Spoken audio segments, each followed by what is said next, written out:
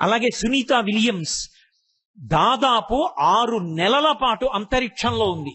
ఆవిడ ఒకప్పుడు ఐఐటి బాంబేలో ప్రసంగం చేయడానికి వెడితే అంతరిక్షంలోకి వెళ్ళినప్పుడు ఏ వస్త్రాలు వేసుకుందో ఆ వస్త్రాలే వేసుకుని పిల్లలను ఉద్దేశించి ప్రసంగించడానికి వెడితే పిల్లలందరూ ఎంత మురిసిపోయారో.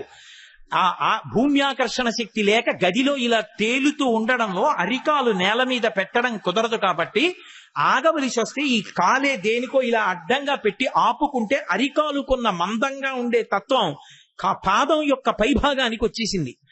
6 నెలలు అంతరిక్షంలో వ్యోమగామిగా ఉండి భూమి మీదకి దిగినటువంటి ఒక స్త్రీ అంత గొప్పది.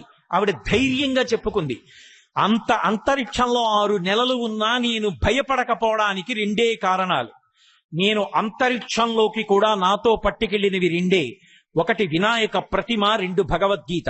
నేను ఎక్కడికి వెళ్ళినా ఈ 2 పట్టుకెడతాను. వినాయకుడు నా చెంతనుండగా భగవద్గీత నా పక్కనుండగా నాకు అపజయం లేదని చెప్పుకుంది. ఆ 2టిని తనతో పాటు అంతరిక్షానికి కూడా పట్టుకెళ్ళింది. అటువంటి సునీత విలియమ్స్ ఈ జాతిలో పుట్టి ఖ్యాతి తీసుకురాలేదా? ఎంతమంది తల్లులు, ఒకరా ఇద్దరా? రాణి రుద్రమదేవి ఆడపిల్లగా పుట్టి మగపిల్లవాడుగా పెరిగి కాకతీయ సామ్రాజ్య వైభవాన్ని నిలబెట్టడానికి యుద్ధాలు చేసి అసలు ఎవ్వరూ ఊహించని రీతిలో కాకతీయులకు ఓరుగల్లులో కోట కట్టి మహాతల్లి తన మనవడైనటువంటి ప్రతాప రుద్రుణ్ణి తీసుకొచ్చి దత్తత చేసుకుని పట్టాభిషేకం చేసి ఈ జాతికి అద్భుతమైనటువంటి పరిపాలన అందించినటువంటి స్త్రీమూర్తిగా నిలబడిపోలేదా? ఎంతమంది విదుషీమణులు, ఒకరా ఇద్దరా? అసలు దేశ గౌరవాన్ని సంగీతంలో కానివ్వండి, భక్తిలో కానివ్వండి, కవనంలో కానివ్వండి, క్రీడల్లో కానివ్వండి, అంతరిక్ష శాస్త్రంలో కానివ్వండి, శాస్త్రవేత్తగా కానివ్వండి, పరిపాలనా రంగంలో సిరిమావో బండారు నాయక్ కానీ, మార్గరెట్ థాచర్ కానీ, భారతదేశాన్ని కొంతకాలం పరిపాలించిన శ్రీమతి ఇందిరాగాంధీ కానీ ఎంతమంది విదుషీమణులు దేశ పరిపాలనలు చెయ్యలేదు. అందరూ ఎంత ఖ్యాతిని సముపార్జించారు. వ్యక్తిగత జీవితంలో చిన్న మత్సని పొందకుండా, గీత దాటకుండా ఎంత మర్యాద తాము సంపాదించుకుని లోకానికి ఆదర్శమూర్తులుగా వాళ్ళు నిలబడ్డారు. అసలు ఈ జాతి గౌరవం అంతా ఎక్కడుంది అంటే తనంత తాను మహాశక్తివంతురాలు పరదేవత. అందుకే తల్లి గురించి కీర్తిస్తే శ్రీమాత, శ్రీ మహారాజ్ఞి, శ్రీమత్ సింహాసనేశ్వరి అని మొదలుపెట్టింది లలితా సహస్రం. ఆమె శ్రీమత్ సింహాసనేశ్వరి, సింహాసనం మీద కూర్చుని ఒక లోకాన్ని కాదు సమస్త లోకములను పరిపాలిస్తుంది. ఆమె శక్తి. యాదేవీ సర్వభూతేషు శక్తి రూపేణ సంస్థిత నమస్తస్యై నమస్తస్యై నమస్తస్యై నమో నమః. యాదేవీ సర్వభూతేషు క్షుధారూపేణ సంస్థిత నమస్తస్యై నమస్తస్యై నమస్తస్యై నమో నమః. ఎక్కడ ఆకలున్నా ఆవిడే, ఎక్కడ అన్నం ఉన్నా ఆవిడే, ఎక్కడ దాహం ఉన్నా ఆవిడే, ఎక్కడ నీళ్లున్నా ఆవిడే, ఎక్కడ కీర్తున్నా ఆవిడే, ఎక్కడ సిగ్గున్నా ఆవిడే, ఎక్కడ లజ్జ ఉన్నా ఆవిడే, ఎక్కడ ఆరోగ్యం ఉన్నా ఆవిడే, ఎక్కడ మర్యాద ఉన్నా ఆవిడే. ఇంత శక్తివంతురాలై లోకములను పరిపాలించగలిగిన తల్లి చిట్ట చివరికి ఏది అన్నది మహానుభావుడు శంకర భగవత్పాదులు సౌందర్యలహరిలో ఒక చోట చెప్పారు. మహామాయా విశ్వం భ్రమయసి పరబ్రహ్మ మహిషి. ఆమె ఇన్ని లోకములను పరిపాలించగలిగినదయ్యుండి తనంత తానుగా భర్తకి వశపడింది. నేను పతివ్రతని, భర్తని అనుగమిస్తాను, నేను ఆయన యొక్క భార్యని అని చెప్పుకోవడానికి సంతోషపడతాను అంది.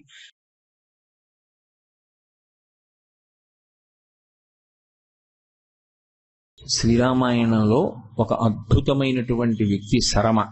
ఆమె సీతమ్మతో మాట్లాడుతూ గిరివరమభితో వివర్తమానో అని హయరివ మండల ప్రాంశుయక్కరోతి.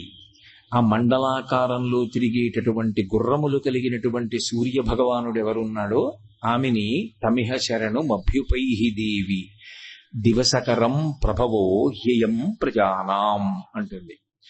ఒక రోజుని చేసేటటువంటి మహానుభావుడు, వెలుగుల ముద్దైనటువంటి సూర్యనారాయణ మూర్తిని నువ్వు ఉపాసన చెయ్యమ్మా, దాని చేత రామచంద్రమూర్తికి తప్పకుండా విజయం సిద్ధిస్తుంది అని సీతమ్మకి ఉపదేశం చేసింది. కష్టంలో ఉన్నటువంటి సాటి స్త్రీని ఆదుకోవడానికి తన భర్త అంత ధర్మాత్ముడైన రావణాసురుణ్ణి విడిచిపెట్టి రామచంద్రమూర్తి యొక్క సన్నిధికి వెళ్ళిపోయిన వాడైనా ఆయనని అనుగమించి వెళ్లకుండా సాటి స్త్రీ యొక్క కష్టాన్ని తీర్చడానికి కంకణం కట్టుకుని ఉండిపోయినటువంటి శరమ యొక్క విశేషం గురించి మీతో మనవి చేసి ఉన్నాను. ఈ సృష్టిలో పరమేశ్వరుడు స్త్రీ యందు కల్పించినటువంటి ఒక అద్భుతమైనటువంటి విశేషం, ఆమెని పరబ్రహ్మస్వరూపంగా తయారు చేశాడు. అందుకే వేదం మొదటి నమస్కారం ఎవరికి చేయించింది అంటే తల్లికే చేయించింది. మాతృదేవో భవ, పితృదేవో భవ, ఆచార్య దేవో భవ, అతిథి దేవో భవ అని. ఆ మాతృత్వం అనేటటువంటిది కేవలము స్త్రీ యందు మాత్రమే ప్రకాశిస్తుంది. ఆ మాతృత్వం అనేటటువంటిది కేవలం ఏదో ఒక బిడ్డకి జన్మనివ్వడం కాదు. అసలు ఆ మాతృత్వం ఒక అద్భుతమైనటువంటి విశేషం. అది మనుష్యుల యందు ప్రకాశించడంలో, మనుష్యుల యందు ఆ మాతృత్వం స్పష్టంగా గోచరించడంలో వాళ్ళు మాట్లాడడం వల్ల ఉద్దీపనం చెందుతుంది. కానీ నిజానికి సమస్త ప్రాణులలో ఆ తల్లితనం అన్నది లేకపోతే అసలు ఈ సృష్టి లేదు, ఈ సృష్టి నిలబడదు, పెరగదు. మీరు చూడండి, ఒక కోడి పెట్ట, దానికి ఏం తెలుసు? పరమ అల్పమైనటువంటి ప్రాణి, చాలా తేలికగా చనిపోతుంది. అంత తేలికగా చనిపోయేటటువంటి కోడిపెట్ట రామకృష్ణ పరమహంస చెప్పినట్టు అది మాతృత్వాన్ని పొందేటప్పుడు పొందినటువంటి అనుభవం, ఆ అవ్యక్తమైనటువంటి ఆనందం లోకంలో ఎవ్వరూ చెప్పలేరు. అసలు మాతృత్వం ఎంత కష్టంతో కూడుకున్నదో ఆ తల్లికి అంత ఆనందంతో భరించేది అయి ఉంటుంది. అది ఒక్క స్త్రీ యందు మాత్రమే ప్రకాశిస్తుంది. ఒక గుడ్డు పెడితే కోడి, దాని లోపల పిండం ఉంటుంది. మనం కానీ దాన్ని గట్టిగా చెనకడం కానీ నొక్కడం కానీ చేస్తే పెంకు పగిలిపోయి లోపల ఉన్నటువంటి పిండం స్రవించి కిందకి జారిపోతుంది. అదే ఒక కోడి కదిలి వచ్చి లోపల తన పిల్ల పొదగబడుతోందన్న విషయం దానికి ఎలా అవగతమవుతుందో తెలియదు. కానీ చక్కగా రెండు కాళ్ళు దూరంగా పెట్టి ఆ గుడ్డు యొక్క పెంకు పగిలిపోకుండా దాని కడుపుని ఆ గుడ్డు మీద ఆంచి దాని శరీరంలో ఉన్నటువంటి వేడిని పెంకు ద్వారా పిండానికి అందించి పొదగబడుతున్నటువంటి పిండంలోంచి తన పిల్ల ఉద్భవిస్తోంది అనేటటువంటి ఆనందాన్ని పొందినటువంటి ఆ కోడి ఎంత సంతోషాన్ని పొందుతుందో ఎవ్వరూ చెప్పలేరు. అందుకే రామకృష్ణ పరమహంస ఒక మాట అంటారు, కోడిగుడ్డుని పొదుగుతున్నటువంటి కోడిపెట్ట యొక్క బొమ్మ గీయగలరేమో కానీ ఆ కోడి గుడ్డు లోపల ఉన్నటువంటి తన పిండమే పొదగబడి పిల్లగా తయారవుతున్నప్పుడు కోడి పొందుతున్నటువంటి ఆనందాన్ని ఆ కళ్ళల్లోకి ఆవిష్కరించగలిగినటువంటి చిత్రకారుడు మాత్రం ప్రపంచంలో పుట్టడు. ఏమీ తెలియనటువంటి కోడికి ఆ గుడ్డుని పొదగడంలో అంత ఆనందం ఉంటుంది. పరమ అల్ప ప్రాణి, చాలా తొందరగా చెనకబడుతుంది, ఇట్టే చనిపోతుంది. అటువంటి కోడి దానికి పిల్లలు పుడితే రెక్కల కింద పెట్టుకుని కాపాడుకుంటుంది. వెళ్ళి పురుగులు ఏరుకుని తింటూ ఉంటుంది. మధ్య మధ్యలో తల ఎత్తి ఆకాశం వంక గ్రద్ద వస్తుందేమో అని చూస్తుంది. నిజంగా గ్రద్ద వస్తే కోడి నిలబడగలదా? నిలబడలేదు. కానీ గద్ద ఆకాశంలో తిరుగుతూ కిందకి దిగుతోందనేటప్పటికీ దానికి ఎంత ఆవేదనో. రెక్కలెత్తి ఎంతో బాధతో పిల్లల్ని పిలిచేసి రెక్కల కింద పెట్టేసుకుని రెక్కలు కప్పేస్తుంది. అంటే దాని ఉద్దేశం, ఒకవేళ గద్ద తన వాడి ముక్కుతో కొట్టినా, గోళ్లతో చెనకినా తనకి దెబ్బ తగలాలి, తాను చనిపోవాలి. తను చనిపోయిన తరువాత తన పిల్లలకి ఆపద రావాలి తప్ప తాను శరీరంతో ఉండగా మాత్రం తన పిల్లలు ఒక్కదానికి కూడా హాని కలగకూడదు. రెక్కలు ఆచ్ఛాదించి తల పైకెత్తి నిలబడిపోతుంది అంతే. ఒకవేళ నిజంగా గ్రద్ద కొట్టేసింది అనుకోండి, కోడి చనిపోవడానికి సిద్ధపడిపోతుంది తప్ప పిల్లల్ని ఎరగా వేసి మాత్రం కోడి తప్పుకోదు. ఒక కుక్క అటుగా వచ్చిందనుకోండి, రెక్కలెత్తి పిల్లల్ని కాపాడుకుంటుంది. అందుకే లోకంలో ఇప్పటికీ కష్టపడి పిల్లల్ని పైకి తీసుకొచ్చినటువంటి తల్లి గురించి ఉదాహరణ చెప్పవలసి వస్తే, కోడి రెక్కల కింద పెట్టి పిల్లల్ని పెంచినట్టుగా ఆవిడ బిడ్డల్ని పెంచుకుంది అని ఉదాహరణ చెప్తూ ఉంటారు. అసలు ఆ మాతృత్వం అనేటటువంటిది ఒక అద్భుతమైనటువంటి విశేషం. ఎవ్వరికీ పనికిరానటువంటి అశుద్ధాన్ని, పరమ అమలినమైనటువంటి పదార్థాల్ని తినేటటువంటి పంది కూడా దానికి పిల్లలు పుడితే అన్ని పిల్లలకి వరసలో ఉన్నటువంటి శిరములనన్నిటినీ ఇచ్చి తాను తృప్తి పొందుతుంది. ఆవు ఎక్కడెక్కడో తిరుగుతుంది, పుట్టల మీద మొలిచినటువంటి పచ్చిగడ్డి తింటుంది. ఏదో పోతన గారు భాగవతంలో చెప్పినట్టుగా ఎవ్వరికీ అక్కర్లేనటువంటి నీళ్లు ఎక్కడ ఉంటాయో అటువంటి నీళ్లు తాగుతుంది, ప్రశాంతంగా కూర్చుని నెమరవేస్తుంది. ఆవు పాలు బిడ్డలు లేనటువంటి వాళ్ళు తాగడం కాదు, బిడ్డలు ఉన్నప్పటికీ కూడా తగినన్ని పాలు ఇవ్వలేనటువంటి తల్లులు కూడా తమ బిడ్డలకి ఆవు పాలు పడతారు. అన్ని ఆశ్రమాలలో ఉన్న వాళ్ళు, సన్యాసాశ్రమంలో ఉన్న వాళ్ళ దగ్గర నుంచి అనారోగ్యంతో ఉన్న వాళ్ళ వరకు ఆవు పాలు సేవిస్తారు. లౌకికంగా ఆవు పాలు ఎంత ఉపయోగపడతాయో పారలౌకిక సుఖములను పొందడానికి భగవంతుడి అభిషేకంలో కానీ యజ్ఞంలో కానీ ఆవు పాలకి అంత ప్రాధాన్యత ఉంది.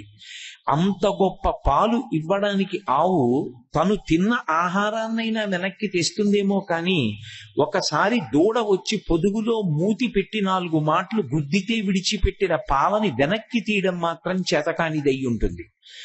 ఆ దూడ వచ్చి ఒక్కసారి శిరమలను పట్టుకుని చప్పరించి పొదుగులో ముట్టి పెట్టి గుద్దితే కష్టపడి తాను తయారు చేసుకున్నటువంటి పాలని విడిచిపెట్టేస్తుంది.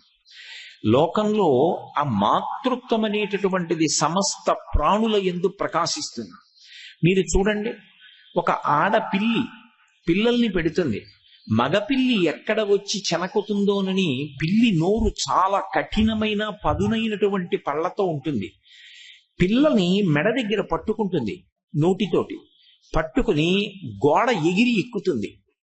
సాధారణంగా పంటితో ఏదైనా పట్టుకుని ఎగిరి గోడెక్కామనుకోండి, ఆ శక్తి శరీరంలో ఒక్కసారి పైకి లేచినప్పుడు పళ్ళు గిటకరించి కరుచుకుంటాయి. అలా కరుచుకుంటే తన పిల్ల చనిపోతుందని పిల్లి పిల్లలా అంటారు.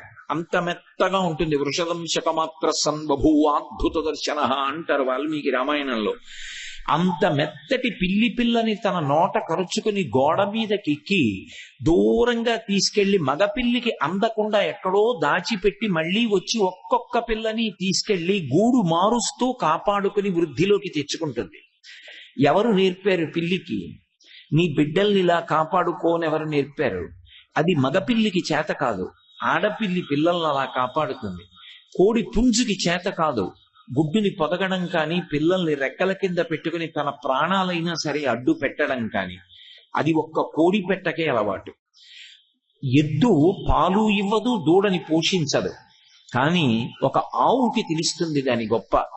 నిజంగా వాటిలో మాతృత్వం ఎంత అద్భుతంగా ఉంటుంది అన్నదానికి మీకు నేను ఒక ఉదాహరణ చెప్తున్నాను. కాకినాడలో మాకు అన్న మాటకు అర్థం నాకు అని కాదు, నా యందు అత్యంత గౌరవం కలిగినటువంటి కొంతమంది వ్యక్తులు కలిసి ఒక గోశాల నిర్వహిస్తూ ఉంటారు. ఆ నిర్వహిస్తున్న ప్రాంగణంలో ఒక రోజు మంచి వేసవి కాలంలో రోహిణి కార్తెలో మధ్యాహ్నం వేళ ఒక ఆవు వచ్చి ప్రసవ వేదన పొంది దూడని ఈనింది. ఆ దూడ భూమి మీద పడగానే ఎక్కడి నుంచో 10 కుక్కలు వచ్చి ఆ దూడని ఆవుని పట్టుకున్నాయి. ఎందుకంటే ఆవు యొక్క మావి కోసమని పట్టుకుని ఆవుని కురికిపోయి, పాపం దూడను వదిలిపెట్టి ఆవు పారిపోయింది. అసలు అలా పారిపోదు. ఇన్ని కుక్కలు కురికేస్తుంటే ఆత్మరక్షణార్థం వెళ్ళిపోయింది. ఈలోగా ఈ కుక్కలు ఈ దూడని పట్టుకుని చెవి కురికేసాయి, దానికి ముక్క ఊడిపోయింది.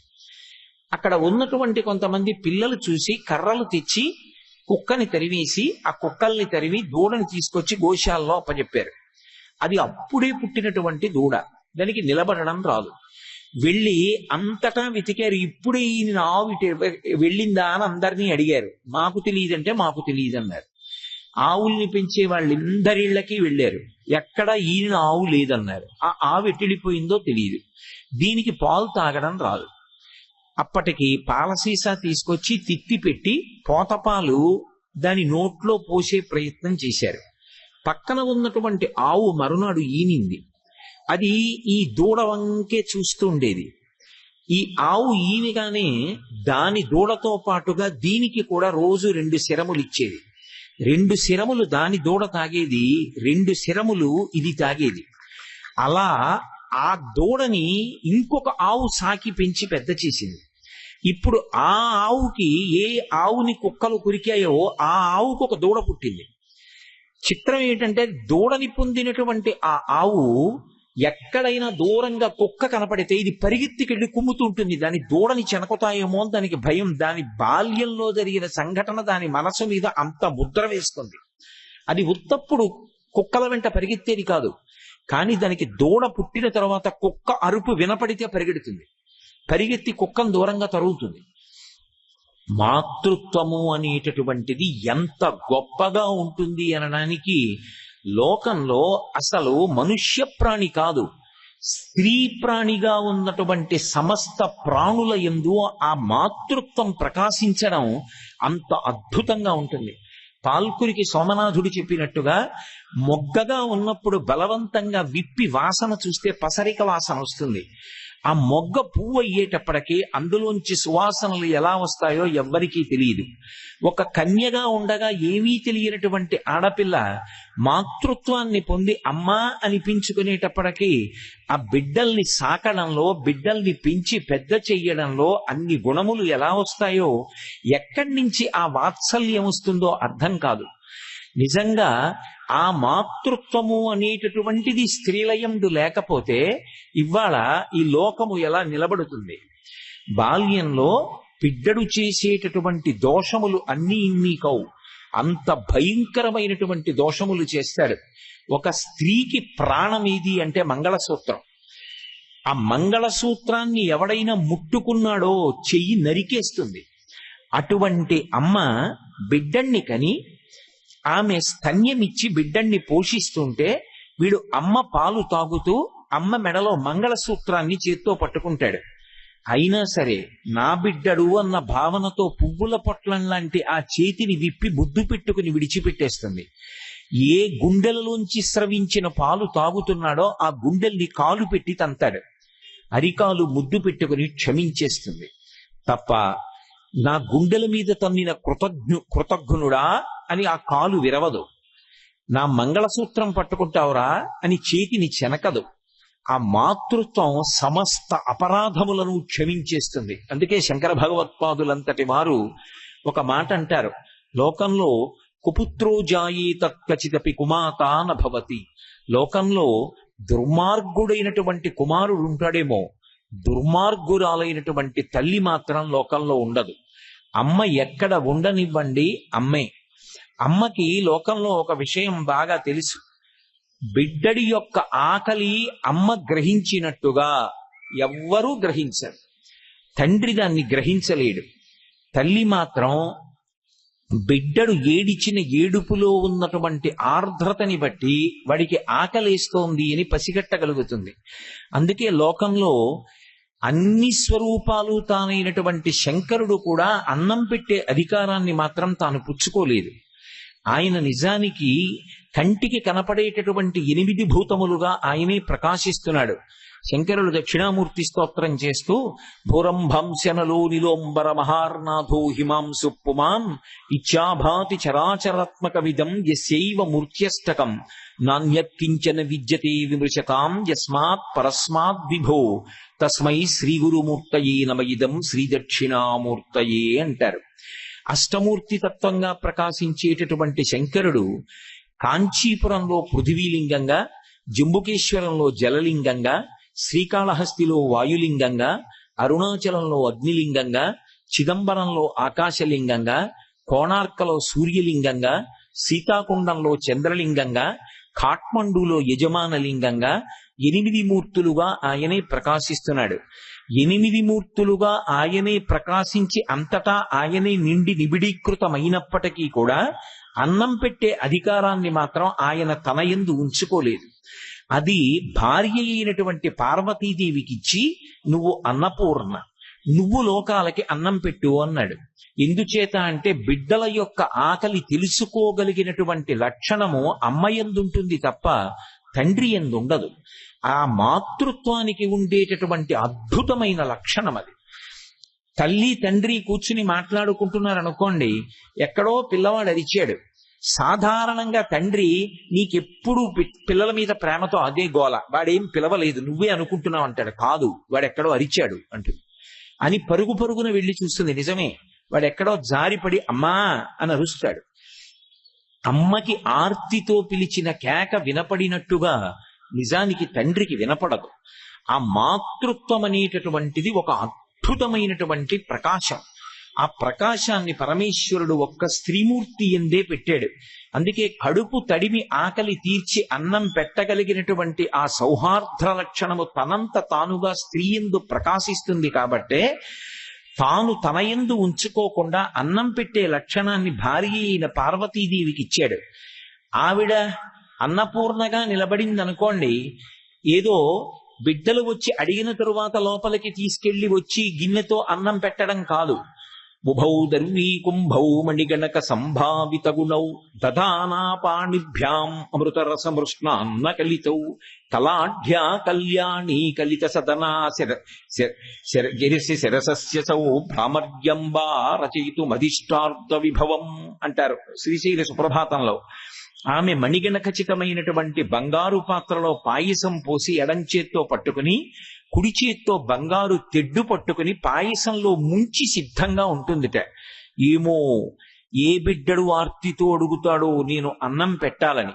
ఈ భూమి యొక్క వైశాల్యం ఒక అంగుళం మారదు, కానీ ఇన్ని కోట్ల మంది ప్రాణులకు అన్నం పెట్టేటటువంటి ఆ అన్నపూర్ణ తత్వం మాత్రం లోకంలో మనుష్యులకు కాదు, ఏ ఒక్క ప్రాణికి అన్నం లేదన్న మాట లేకుండా ఇంతమందికి అన్నం పెడుతున్నటువంటి ఆ మాతృత్వ శక్తిని అన్నపూర్ణగా స్త్రీ యందు ఉంచాడు తప్ప పుంస్వరూపంగా పరమశివుడు తన యందు ఉంచుకోలేదు.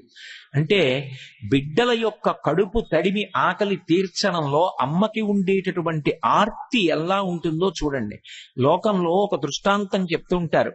దారి తప్పి చెడు మార్గంలో తిరుగుతున్నటువంటి కొడుకు రాత్రి 12 గంటలకి కూడా ఇంటికి రాకపోతే నిద్రపోయినట్టు నటిస్తూ వాడు వచ్చి ఒకవేళ ఏ తలుపన్నా చప్పుడు చేస్తే తండ్రికి మెలకువ వస్తే వాణ్ణి గద్దిస్తాడేమో, అన్నం తినకుండా వెళ్ళిపోతాడేమోనని తలుపు చప్పుడవుతుందేమోనని కళ్ళల్లో ఒత్తులు వేసుకుని ఎదురు చూసి తలుపు చప్పుడైతే తలుపు తీసి వాణ్ణి గుప్తంగా ముందు తీసుకొచ్చి తండ్రి లేచి గద్దించక ముందే అన్నం పెట్టి ఏడుస్తూ అన్నం పెడితే కడుపు నిండా తినడేమోనని వాడు మజ్జిగ పోసుకుని అన్నం తినేటప్పుడు ఏడ్చి, ఏమి ప్రారంధం రా, నీ తండ్రిని ఇంత క్షోభ పెట్టి నన్ను క్షోభ పెట్టి దారి తప్పి ఇలా బాధపడుతున్నావు అని అప్పుడు ఏడుస్తుందిట అమ్మ.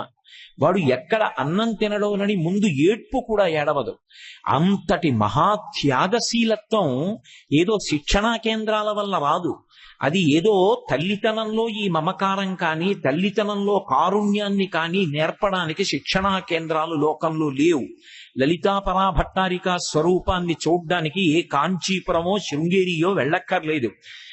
అప్పుడే పుట్టినటువంటి తన పిల్లలకి పాలిచ్చినటువంటి కుక్కలో కనపడుతుంది. అప్పుడే పుట్టినటువంటి తన పిల్లల్ని గ్రద్ద తన్నుకుపోకుండా రెక్కలు జాపి దాని కింద పిల్లల్ని పెట్టి రక్షించుకున్నటువంటి కోడిపెట్ట యొక్క కళ్ళల్లో ఆ మాతృత్వం లలితాపరాభట్టారిక తత్వం కనపడుతుంది.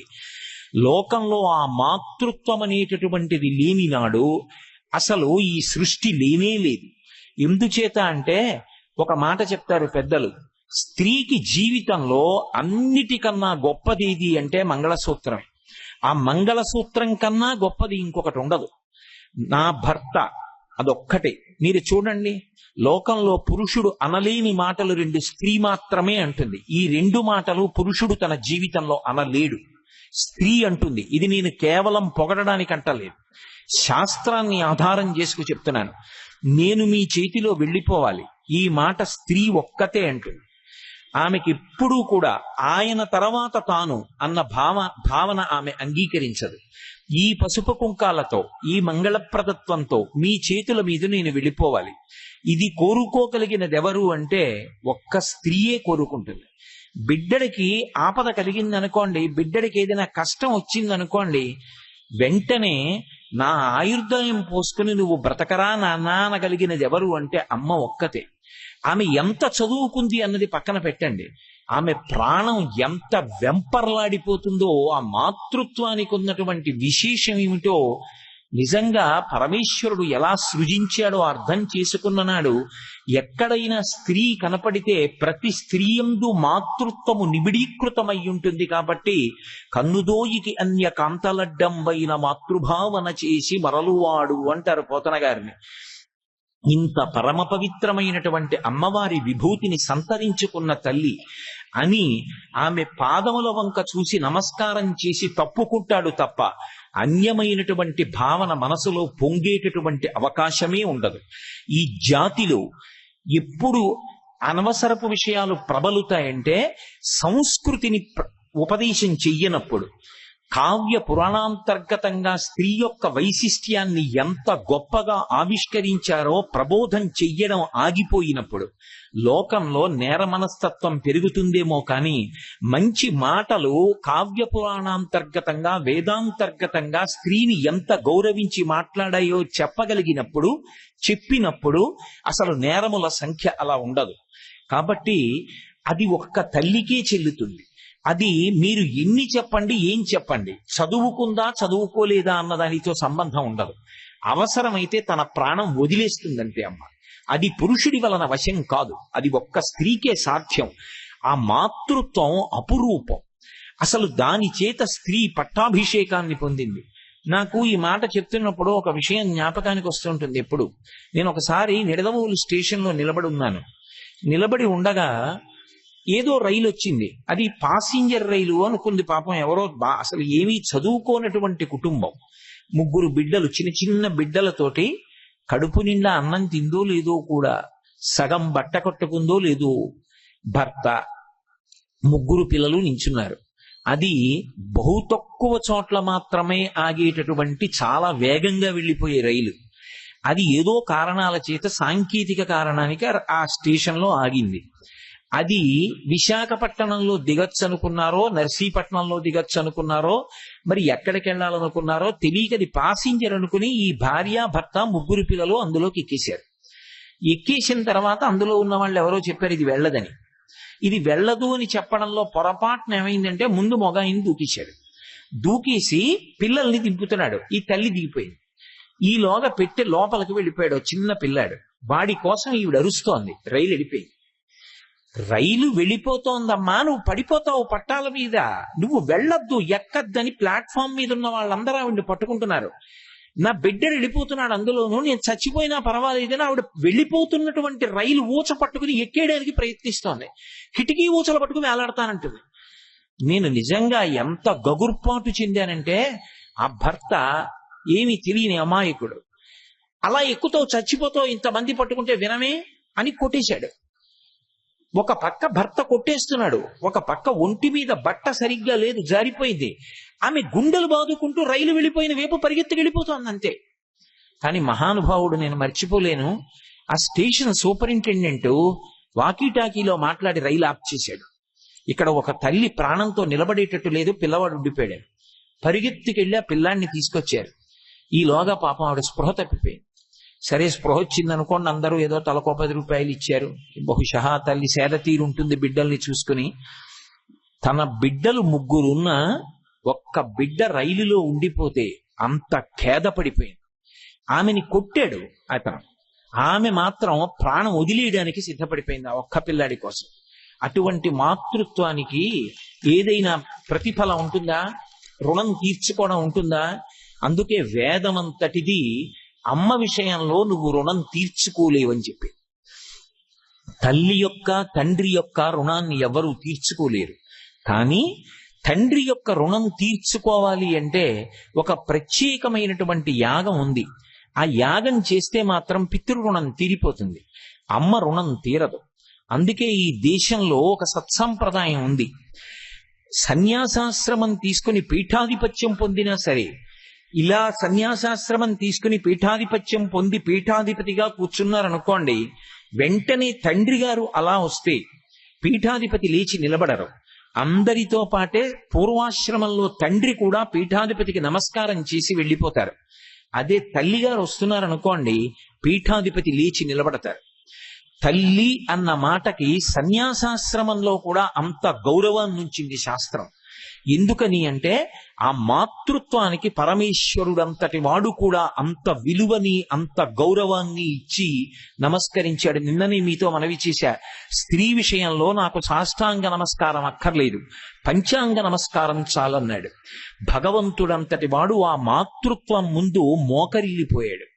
అంత గొప్ప స్త్రీమూర్తి, అంత గొప్ప మాతృత్వం ఆమె యందు మాత్రమే ప్రకాశిస్తాయి, అది పురుష శరీరమునందు ప్రకాశించదు. ఇక పరబ్రహ్మముగా మొట్టమొదటి నమస్కారం ఎవరందుకుంటారు అంటే అమ్మయే అందుకుంటుంది. అందుకే మాతృదేవో భవ అని వేదం 2 చేతులెత్తి అమ్మకి నమస్కారం చేయించింది. అమ్మ పరబ్రహ్మమైనట్లుగా తండ్రి పరబ్రహ్మంగా చెప్పడం చాలా కష్టం. నమ శంకరాయచ అంది ఎదుర్వేదం. అన్ని వేళలా బిడ్డల యొక్క సుఖము కొరకు ఆరాట పడతాడు కనుక ఈ భూమి మీద తిరుగాడుతున్నటువంటి శివస్వరూపం తండ్రి, కానీ పరబ్రహ్మస్వరూపం తల్లి. ఎందుచేత అంటే అసలు ఒక బిడ్డ పుట్టాడు అంటే ఆ బిడ్డ పుట్టడానికి, ఆ పిండం లోపల ఉండడానికి తన యొక్క గర్భాన్ని గర్భాలయం చేసి ఇచ్చినటువంటిది తల్లియే.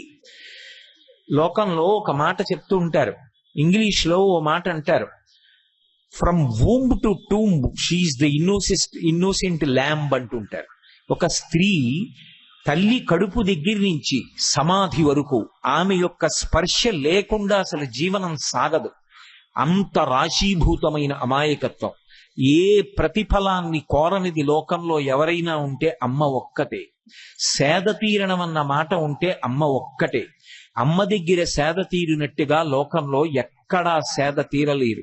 అందుకే శంకరులంతటి వారు శంకరుడి మీద స్తోత్రం చేస్తే శివానందలహరి అన్నారు, అమ్మ మీద చెప్తే సౌందర్యలహరి అన్నారు తప్ప అంబానందలహరి అనలేదు. సౌందర్యము అన్న మాటకు అర్థం బాహ్యంలో శరీరమునందు ప్రకాశించే అందం కాదు. అది ఇవాళ ఉంటుంది, ఒక సంఘటన జరిగితే ఆ అందం పోతుంది. శంకర భగవత్పాదులు అన్నట్టుగా మాకురు ధనజన యవ్వన గర్వం హరతి నిమీషత్కాల సర్వం మాయామయమిదమఖిలం హిత్వా బ్రహ్మపదం త్వం ప్రవిశ విదిత్వా అంటారు. నాకు తెలిసిన కుటుంబంలో మహాందగత్తి అయినటువంటి పిల్ల, ఆమె దురదృష్టం ఒకనాడు స్నానానికి వెళ్లి గీజర్ పేలిపోయింది. ఆ తరువాత ఆమె యొక్క శరీరాన్ని ఎవ్వరూ చూడలేకపోయారు. ఎర్రటి మాంసపు ముద్దగా ఉన్నంత కాలం అలా ఉండిపోయింది. ఆ సంఘటన జరగక ముందు ఆమెని వివాహం చేసుకోవడానికి వరుసలు కట్టినటువంటి వాళ్ళు ఆమె ముఖం చూడడానికి జడుసుకున్నారు. మాకురు ధనజన యవ్వన గర్వం హరతి నిమీషత్కాల సర్వం. ఒక నిమిషం చాలు అందం పోవడానికి. కానీ అమ్మ అన్న మాటలో ఉన్న అందం ఏదుందో అది సౌందర్యం.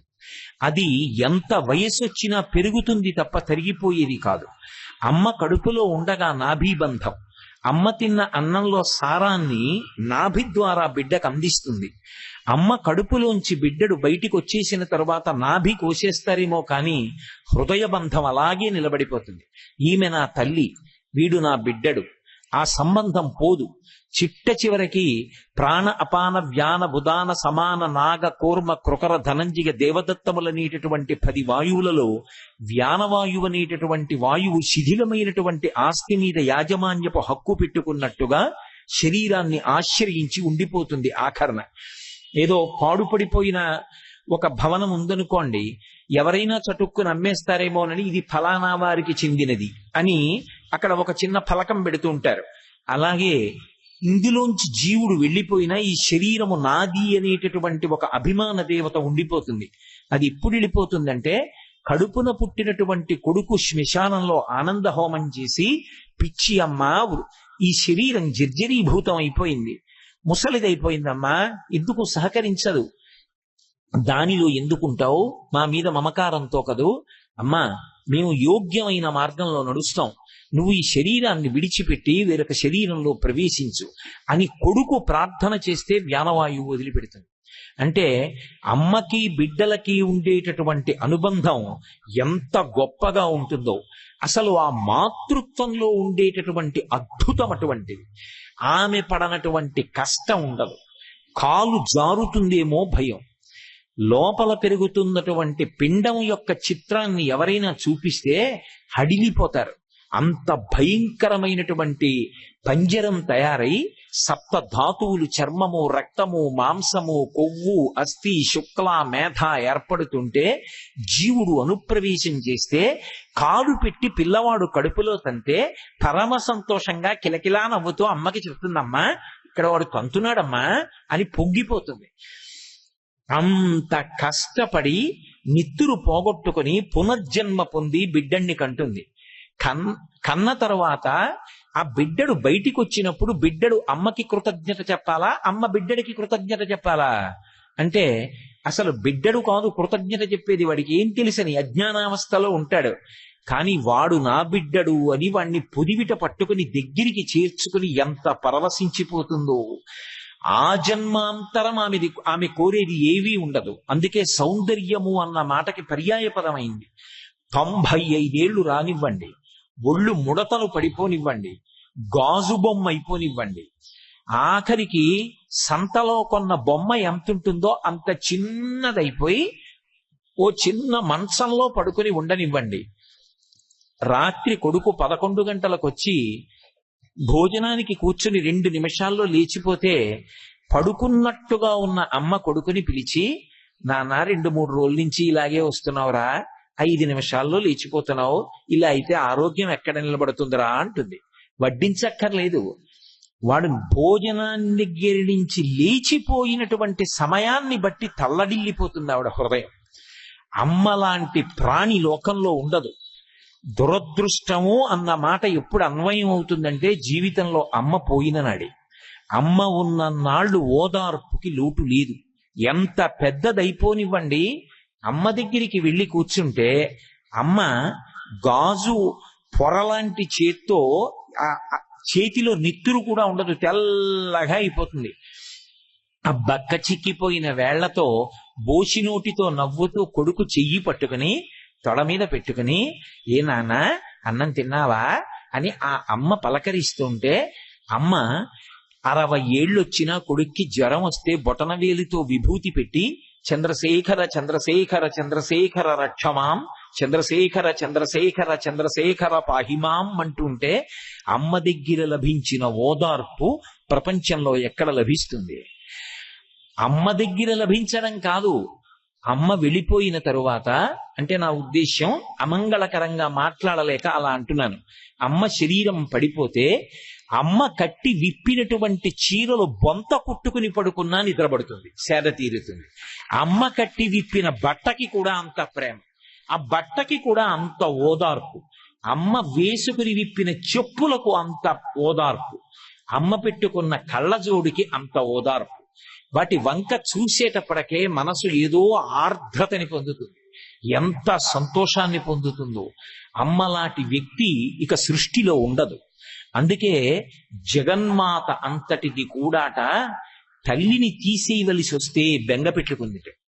వీడు అమ్మా అని నా వంక తిరిగి ఏడిస్తే నేనేమని జవాబు చెప్పాలి? అలాగని అమ్మ చేతిలో బిడ్డ వెళ్ళిపోవడం మర్యాద కాదు. బిడ్డ చేతిలో అమ్మ వెళ్ళిపోవాలి.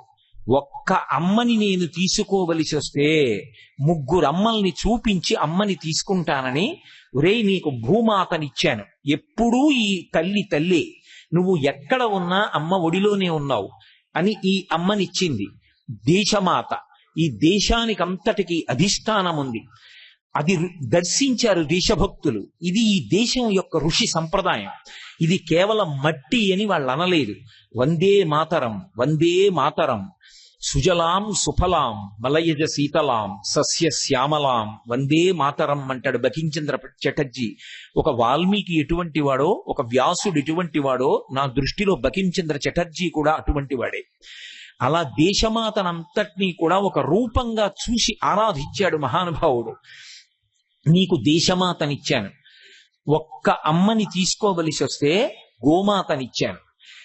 నా పుట్టినరోజు నాడు మా అమ్మ తొక్కుడు లడ్డూలు చేసి అంత వృద్ధాప్యంలో కూడా ఉనికిపోతున్న చేత్తో నాకు అక్షతలు వేసి నా తల మీద చేతులు పెట్టి నాకు లడ్డు పెట్టి తిను నాన్న అనలేదు, చేతిలో పెట్టలేదు, నోరు తెరు అని నోట్లో లడ్డూ పెట్టి నేను తింటుంటే ఎంత సంతోషపడిపోయిందో, ఇంకా ఇంకా వృద్ధిలోకి రావాలని ఎన్ని ఆశీర్వచనాలు చేసిందో.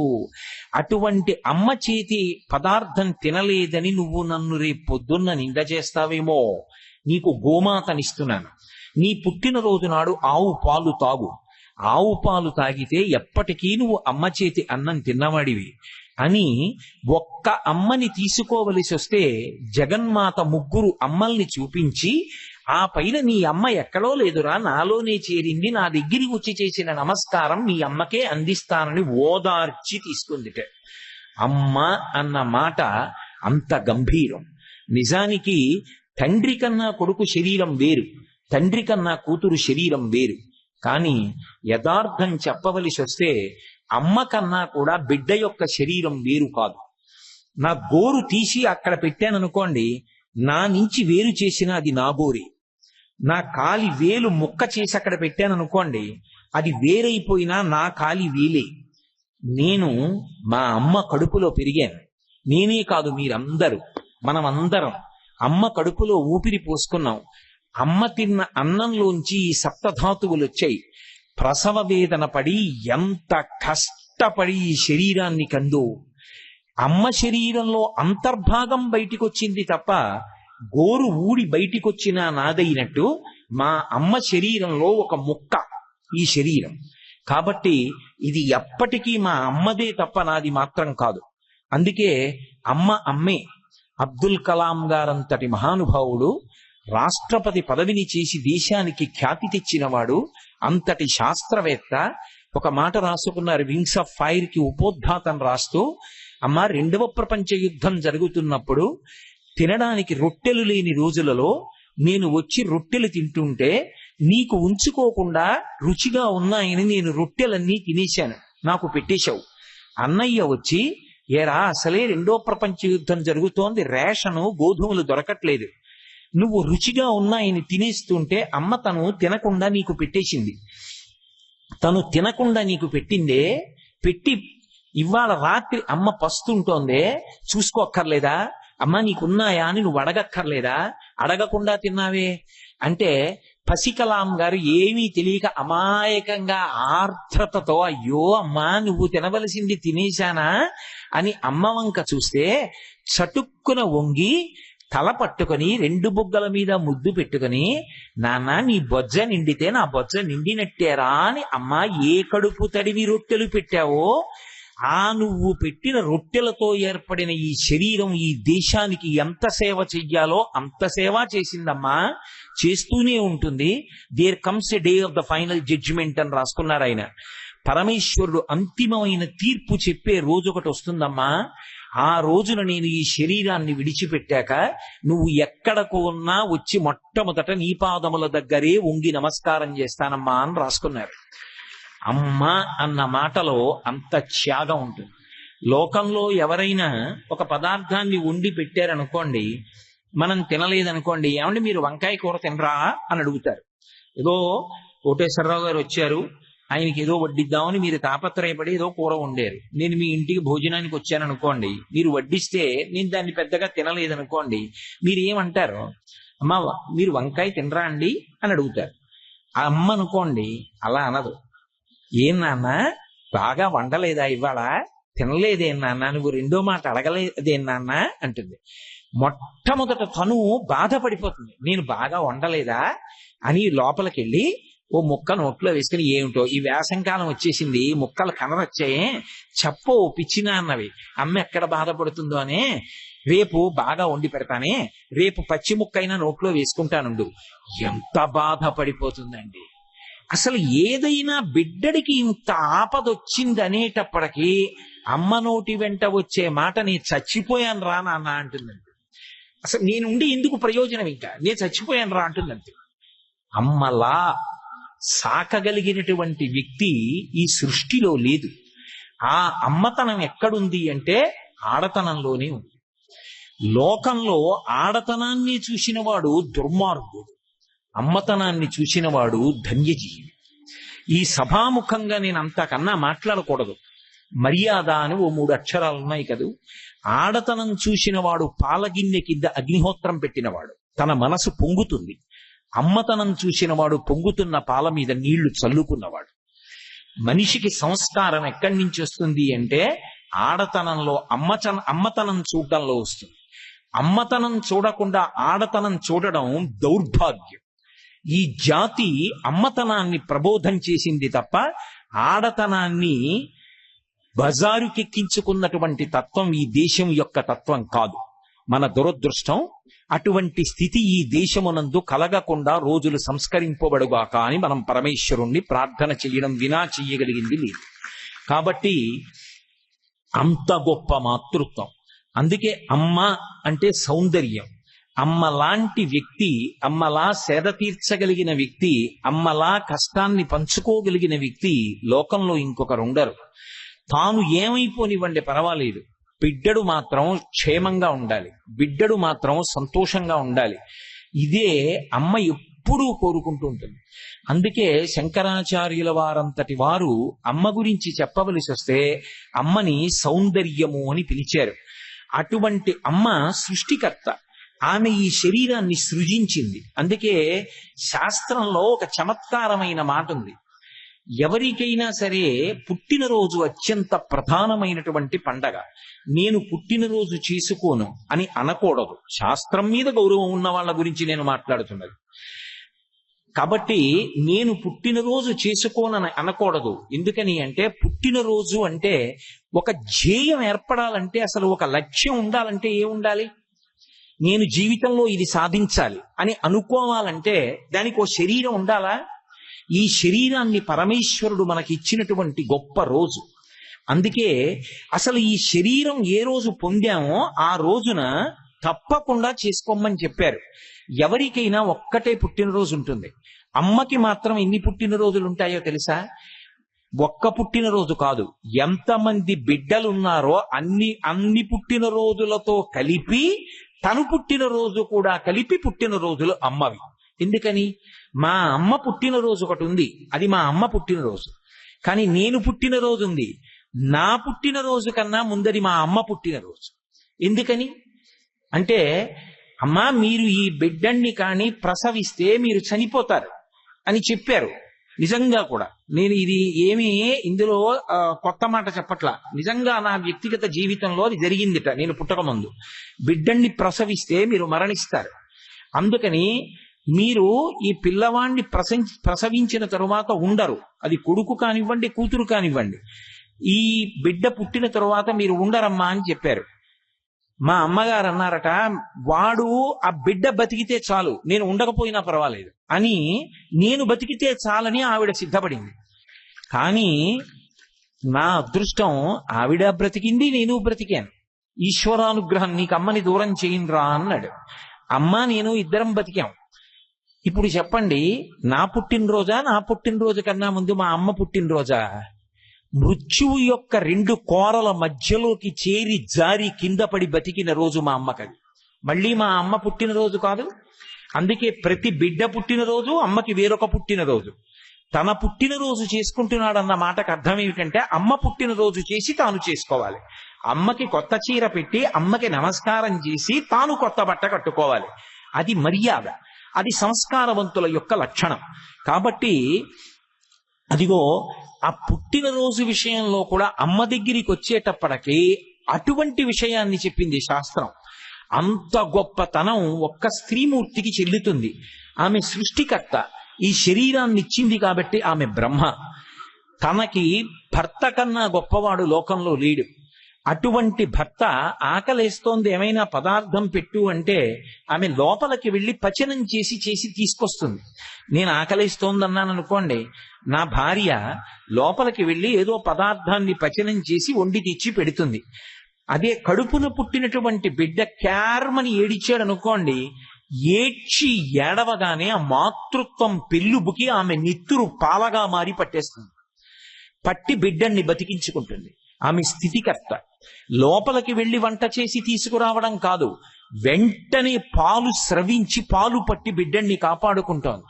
నేను ఓ పుస్తకంలో చదివాను, డాక్టర్ జగదీశ్వరి గారిని ఆ తల్లి నాకు ఒక గొప్ప గైనకాలజిస్ట్ ఒక ఆయన రాసిన పుస్తకాన్ని బహూకరించారు. మాతృదేవో భవ ఆ పుస్తకం పేరు. అందులో డాక్టర్ గారు మాట రాశారు, ఈ సృష్టిలో ఒక అపురూపమైన పదార్థం ఎక్కడి నుంచి వస్తుంది అంటే బిడ్డ పుట్టగానే తల్లి యొక్క స్తన్యము నుండి ఊరుతుంది. కోలోస్ట్రమ్ అనబడేటటువంటి పదార్థం సభలో వైద్యులుంటే వాళ్ళకి తెలుస్తుంది. ఆ కోలోస్ట్రమ్ అనేటటువంటి పసుపచ్చటి ముద్ద ఒకటి ఊరుతుందిట. పిల్లవాడు అంత కటిక చీకట్లో ఉంటాడమ్మ కడుపులో. ఉన్నవాడు బయటికి వచ్చి అంత వెలుతురు అంతంత ఆకారాలు చూసేటప్పటికీ లోపల ఉన్నటువంటి మలం నల్లటి రాయి కింద మారిపోయి బయటికి వెళ్ళక అడ్డుపడి ఊపిరితిత్తుల సంకోచ వ్యాకోచాలు, గుండె యొక్క స్పందనము ఆగిపోయి ప్రాణోత్క్రమణం అవుతున్న స్థితికి చేరుతాడు. పరమ ప్రేమతో అమ్మ చెయ్యి వేసి దగ్గరికి తీసుకుని స్తన్యం ఇచ్చినప్పుడు వాడికి ఎలా అర్థం అవుతుందో, ఆ స్తన్యాన్ని చప్పరిస్తే మొట్టమొదట పసుపు మచ్చటి ముద్ద కోలోస్ట్రమ్ ఊరి బిడ్డడి యొక్క నోటిలోకి వెడితే దాని వలన హృదయ స్పందన కలిగి ఊపిరితిత్తులు కదిలి ఆ లోపల ఉండిపోయిన నల్లటి మలం పైకొచ్చేసి పిల్లవాడు ఆయుర్దాయాన్ని పొందుతాడు. ఇప్పుడు నాకు చెప్పండి, విష్ణు ఎక్కడున్నాడు? అమ్మలో ఉన్నాడా లేదా? అమ్మ లేకపోతే స్థితికర్త ఎక్కడుంది? అమ్మ పాలు ఇవ్వకపోతే అసలు ఈ శరీరం ఎక్కడిది? అందుకే అమ్మ స్థితికర్త, అమ్మయే శ్రీ మహావిష్ణువు, అమ్మయే ప్రళయకర్త. ప్రళయం అంటే చంపేయడం కాదు, నిద్రపుచ్చడం స్వల్పకాలిక ప్రళయం. పరమశివుడు చేసేటటువంటి మహోత్కృష్టమైనటువంటి క్రియల్లో అదొకటి. రాత్రివేళ సమస్త జీవరాశికి నిద్రనిస్తాడాయన. అన్ని ప్రాణులు కూడా నిద్రపోతాయి, సుఖం పొందుతాయి. పిల్లవాడు ఇంటికి బంధువులు వచ్చారు కదా అని పడుకోకుండా వాళ్లతో ఆడుకుంటుంటే నీకు వేడి చేస్తుందిరా, దగ్గొస్తుంది, ఆరోగ్యం పాడవుతుందని అమ్మ బోర్లా పడుకోపెట్టి వాడిని వీపి మీద జో కొట్టి నిద్రపుచ్చి, నాన్న ఆడుకోనివ్వలేదని ఏడిచి పడుకున్నావా? అలా పడుకోకపోతే నీ ఆరోగ్యం పాడవుతుందని పడుకోపెట్టానురా అని చిన్న పిల్లవాడికి క్షమాపణ చెప్పినంతగా కుందిపోయి అమ్మ వెళ్ళిపోతుంది. అమ్మ శివుడు కాకింకేంటి? అమ్మయే బ్రహ్మ, అమ్మయే విష్ణువు, అమ్మయే శివుడు, అమ్మయే మూడు మూర్తుల యొక్క సమాహార స్వరూపం. ఎవ్వడు సృజించు ప్రాణుల, ఎవ్వడు రక్షించు త్రుంచు, ఎవ్వడనంతుండెవ్వడు విభుడెవ్వడు వాడివ్విధమున మనుచు వెనుచు హేలారతుడయ్యి అంటారు పోతన గారు. సృష్టి చేసినా ఆమెయే, స్థితి చేసినా ఆమెయే, ప్రళయం చేసినా ఆమెయే. అందుకే సృష్టికర్త, స్థితికర్త, ప్రళయకర్తల యొక్క సమాహార స్వరూపమైనటువంటి పరబ్రహ్మస్వరూపమైనటువంటి అమ్మ మొట్టమొదటి నమస్కారాన్ని అందుకుంటోంది. మాతృదేవో భవ అని కీర్తింపబడింది. అటువంటి అమ్మకి, ఆ అమ్మతనానికి సాటి వచ్చేటటువంటిది ఇంకొకటి ఉన్నది అని పోల్చడానికి లోకంలో ఇంకొకటి లేదు. అందుకే ఆ అమ్మతనం, ఆ మాతృత్వం ఉందే, అదొక అద్భుతం. అది ఎక్కడ ప్రకాశిస్తుంది అంటే స్త్రీ యందు ప్రకాశిస్తుంది. ఈ జాతి గొప్పతనం ఏమిటంటే అమ్మతనాన్ని చూడలేక ఆడతనాన్ని చూసిన వాడెవరున్నాడో వాడు హింసింపబడి నశించిపోతాడు. అదే దేవి భాగవతంలో అమ్మవారి యొక్క మహిషాసుర మర్దన స్వరూపం. ఎక్కడ ఎవడు స్త్రీత్వమునందు, ఆడతనమునందు అమ్మతనాన్ని చూసి గౌరవించి నమస్కరించాడో వాడు దీర్ఘాయుర్దాయాన్ని పొంది భవిష్యత్ బ్రహ్మ అవుతాడు. సీతమ్మ తల్లి శిశుపావృక్షం మీద కూర్చుని ఉంటే చెట్టు మీద కూర్చున్న హనుమ సీతమ్మలో అమ్మతనాన్ని చూసి నమస్కరించారు. చిరంజీవి అయి భవిష్యత్ బ్రహ్మ అయ్యారు. 10 తలలు ఉన్నా, అంత ఘోర తపస్సు చేసినా, అన్ని అస్త్రములు తెలిసున్నా, కాంచనలంకలో ఉన్నా, కొన్ని కోట్ల రాక్షస సైన్యానికి ఆధిపత్యం వహించినా, పుష్పక విమానం తన దగ్గరున్నా, దేవతల్ని భయపెట్టినా, ఇంద్రుణ్ణి గెలవగలిగినటువంటి కుమారుడు ఇంద్రజిత్తుని కన్నా, ఎవడు స్త్రీని అధిక్షేపించాడో, ఎవరు ఒక ఆడదాని కన్నుల వెంట నిష్కారణంగా నీళ్లు పడేటట్టుగా ప్రవర్తించాడో అటువంటి వాడు తన మృత్యువుని తాను వండుకుని నశించిపోయాడు. ఆడదాన్ని ఏడిపించడం తేలికగా కనపడుతుందేమో కానీ పడినటువంటి కన్నీటి బిందువు మాత్రం వాడి భవిష్యత్తుని, జీవితాన్ని నాశనం చేయడానికి ప్రాతిపదిక అవుతుంది. అలా కాకూడదు అంటే బలవంతంగా నిగ్రహించుకోవడం కాదు, అసలు ఆ స్త్రీ యొక్క వైశిష్ట్యాన్ని, ఆవిడ గొప్పతనాన్ని ఆలోచించాలి. కంటికి ఒక స్త్రీ కనపడింది అంటే ఆమె బిడ్డల పట్ల ఆమె యొక్క మాతృత్వం, ఆమె భర్త పట్ల ఆమెకున్న పవిత్రమైనటువంటి భావన, ఆమె పాతివ్రత్యం, భారతదేశంలో ఆమె తీసుకొచ్చినటువంటి కీర్తి ప్రతిష్టలు, సతీ అనసూయాది మహాతుల్లుల యొక్క వారసత్వం, ఆ జాతిలో పుట్టిన నేను ఒక స్త్రీ కనపడితే నమస్కరించడం అలవాటైన వాడను తప్ప వెకిలి చూపు చూసేటటువంటి జాతికి చెందిన వాడను నేను కాను. నా వారసత్వం ఇది, నేను ఇటువంటి సంస్కృతి ఎందు పుట్టినవాడనన్న భావన లోపల జీర్ణమైన నాడు, అటువంటి తత్వం కలిగిన నాడు దేశం తలవంచుకోవలసినటువంటి సందర్భములు ఎన్నడూ కలగవు. కాబట్టి అంత గొప్ప మాతృత్వం ప్రకాశించి పరబ్రహ్మస్వరూపంగా కీర్తింపబడేది ఎవరు అంటే స్త్రీమూర్తియే. నిన్ననే నేను మీతో మనవి చేశాను, ఒక్కొక్క స్త్రీ కావ్య పురాణాదులలో ప్రవర్తించినటువంటి తీరు చూస్తే అసలు ఇలా ఒక పురుషుడు ప్రవర్తించగలడా అని అనిపిస్తుంది. అంత ఆశ్చర్యకరంగా ప్రవర్తిస్తారు. శ్రీరామాయణంలో మండోదరి మహాపతివ్రత, మయుని యొక్క కుమార్తె, హేమ అనబడేటటువంటి అప్సరస యొక్క కుమార్తె, రావణాసురుని యొక్క పట్టమహిషి. ఇంత గొప్పది. ఆవిడ ఎంత గొప్పదో చెప్పడానికి మహర్షి ఒక విశేషం చూపించారు సుందరకాండలో. ఇంతటి ప్రాజ్ఞుడైన హనుమ సీతమ్మని అన్వేషణ చేస్తున్నారు. అన్వేషణ చేస్తున్నప్పుడు ఈమె సీత కాదు, ఈమె సీత కాదు అని ఒక్కొక్కరిని చూసి వదిలిపెట్టి వెళ్ళిపోతున్నారు. ఏమిటి నమ్మకం? మా సీతమ్మ అయితే రావణాసురుడు అలా హంసతూలికా తల్పం మీద పడుకునుండగా పక్కన అతనితో రమించి వేరొక స్త్రీలను కౌగలించుకొని నేల మీద ఇలా పడుకోదు, ఈమె సీతమ్మ కాదని విడిచిపెట్టి వెళ్ళిపోతున్నారు. తాసాం ఏకాంత నింద్యస్తే శయనాం శయనేశుభే దదర్శ రూప సంపన్నాం అపరాసకవి ప్రియం అన్నారు మహర్షి. వేరుగా దూరంగా ఒక హంసతూలికా తల్పం మీద పరమ పవిత్రంగా నిద్రపోతున్నటువంటి దివ్యమంగళమూర్తి అయినటువంటి స్త్రీ కనపడింది.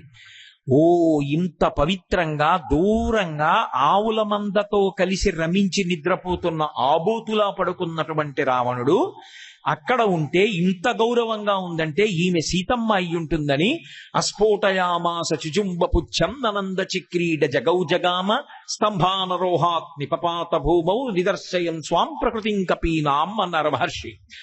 ఆమె సీతమ్మ అని అనుకుని స్తంభాలెక్కారు, కిందకి దూకారు, తోక చివరి భాగాన్ని చేత్తో పట్టుకున్నారు, ముద్దు పెట్టుకున్నారు, గంతులేశారు, పాటలు పాడారు, భుజాలు కరుచుకున్నారు, కోతి బుద్ధి బయట పెట్టుకున్నాడు అన్నారు మహర్షి. నిజంగా సీతమ్మ హంసతూలికా తల్పం మీద నిద్రపోతుందా రాముడు పక్కన లేకుండా? అంతటి మహాపతివ్రత. అంతటి మహాపతివ్రత అయినటువంటి సీతమ్మని అపహరించి తీసుకొచ్చి రావణాసురుడు బంధీకృతురాల్ని చేసి తన ధర్మపత్ని అక్కడ హంసతూలికా తల్పం మీద ఉండగా ఇంతమంది ఇతర కాంతలతో రమించి నిద్రపోతున్నాడు. భరించింది ఆవిడ. అది ఆవిడ హృదయం. అందుకని పతివ్రత అయింది. నిన్న నేను మీతో చెప్పాను, తన ధర్మాన్ని తాను చేసుకుంటూ వెళ్ళిపోయింది. నా భర్త ఇటువంటి వాడు కాబట్టి నా ధర్మం మార్చుకుంటా అన్నావిడ అనలేదు. అందుకని మహాపతివ్రత అయింది.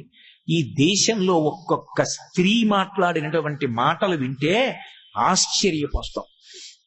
సాధారణంగా ఎటువంటి స్త్రీ అయినా అదుపు తప్పిపోయేది ఎప్పుడు అంటే, తట్టుకోలేని శోకం ఎప్పుడు అంటే, ఒకటి భర్త జారిపోయినప్పుడు, రెండు కడుపున పుట్టిన బిడ్డ జారిపోయినప్పుడు ఆమె శోకానికి అవధి ఉండదు. అటువంటిది 10 తలలు ఉన్నటువంటి రావణాసురుడి యొక్క గుండె భేదింపబడి వక్షస్థలంలోంచి వెళ్లిన బాణం భూమిలో గుచ్చుకుని తిరిగి వచ్చి రామచంద్రమూర్తి యొక్క అక్షయ బాణ తునీరంలో ప్రవేశిస్తే నిత్తురూడిపోతూ ఆ భూమి మీద పడిపోతే గ్రద్దలు రాబందులు పైన ఎగురుతుంటే దేవతలందరూ జయ జయధ్వానం చేస్తుంటే మండోదరికి కబురు చేసి పల్లకిలో పిలిపించారు. ఆవిడ యుద్ధ భూమికి వచ్చింది. వేరొకరైతే రామాయణం అంతకు ముందు చదవకపోతే ఇప్పుడు మండోదరి ఏమంటుంది అని అడిగితే వెంటనే ఏం చెప్తారంటే రాముడు ఎక్కడున్నాడని అడుగుతారు. రావణాసురుడి శరీరం అలా పడిపోయి ఉంటే ఆ పక్కనే చెట్టు దగ్గర రాముడు లక్ష్మణస్వామి నిలబడి ఉన్నారు. పక్కన విభీషణుడు నించునున్నాడు. ఎంత తప్పు చేసినా తన భర్తని చంపేశాడన్న కోపంతో రాముడి వంక చూసి నింద చేస్తుంది అని అనుకుంటారు. కానీ ఆమె ఎంత ధర్మాత్మురాలంటే, ఎంతగా గీత దాటలేదంటే ఆవిడ రావణాసురుడి దగ్గరికి వెళ్లి ఏడుస్తూ ఆవిడంది, వీళ్ళందరికీ అమాయకత్వంతో తెలియని విషయం ఒకటి ఉన్నది. రావణ, నిన్ను రాముడు చంపాడని వీళ్ళు అనుకుంటున్నారు, కానీ నీ భార్యని కనుక నాకు తెలుసు. నిన్ను చంపింది రాముడు కాదు, నీ ఇంద్రియములు చంపేసి. ఇంద్రియాని పురాజిత్వా జితం త్రిభువనం త్వయా స్మరద్భిరివతద్వైరం ఇంద్రియైరేవ నిర్జితః. ఒకానొక నాడు నువ్వు త్రాచుపావుని తొక్కిపెట్టినట్టు నీ ఇంద్రియాలని తొక్కిపెట్టావు తపస్సులో. ఒక త్రాచుపాము అకస్మాత్తుగా ఇలా వచ్చేసింది అనుకోండి, నేను కంగారు పడి ఇలా చూసి ఇలా కాలు పెట్టాను అనుకోండి, అది దాని పడగ మీద పెట్టాను, ఇప్పుడు ఆ పావు నన్నేం చేయదు, ఎందుకంటే దాని పడగ నా అరికాలు కింద ఉంది. ఆ పావు నన్నేం చేయలేదని నేను ధైర్యంగా ఉండగలనా? నేనెప్పుడు పాదం ఎత్తుతానని పాము చూస్తుంది. ఎప్పుడు అది నా కాలు కింద నలిగిపోతుంది, ఎప్పుడు నేను పాదం ఎత్తాలి, ఎప్పుడు దాని దగ్గర నుంచి దూరంగా వెళ్ళిపోవాలని నేను చూస్తూ ఉంటాను. ఒకవేళ కాలు ఎత్తేసాను అనుకోండి, అమ్మయ్య ఎత్తేసాడని అది వెళ్ళిపోతుందా? ఖచ్చితంగా కాటు వేసి వెళ్ళిపోతుంది. నువ్వు బలవంతంగా తపస్సులో ఇంద్రియములను తొక్కిపెట్టావు కోరికల కోసం. బలవంతంగా తొక్కిపెట్టిన ఇంద్రియాలు పగ పెంచుకొని నిన్ను కాట్లు వేశాయి. యుక్తాయుక్త విచక్షణ తెలియలేదు. నాలో లేని ఏ అందం నీకు సీతమ్మలో కనపడిందిరా దుర్మార్గుడా, నిన్ను చంపిందిరా రాముడు కాదురా, నీ ఇంద్రియములు చంపేసేది. ఈ ఒక్క మాట లోకానికి అందితే జాతి చెయ్యకూడని పొరపాట్లు చెయ్యదు. రామాయణం చెప్తే తప్పు, భారతం చెప్తే తప్పు, భాగవతం చెప్తే తప్పు, పిల్లల పాఠ్యాంశాలలో అవి ఉండకూడదు, మంచి శ్లోకం చెప్పకూడదు అన్నప్పుడు సంస్కారం పిల్లలకి ఎక్కడి నుంచి అందుతుంది? ఏవి అందాలో అవి అందితేనే సంస్కారం ఏర్పడుతుంది.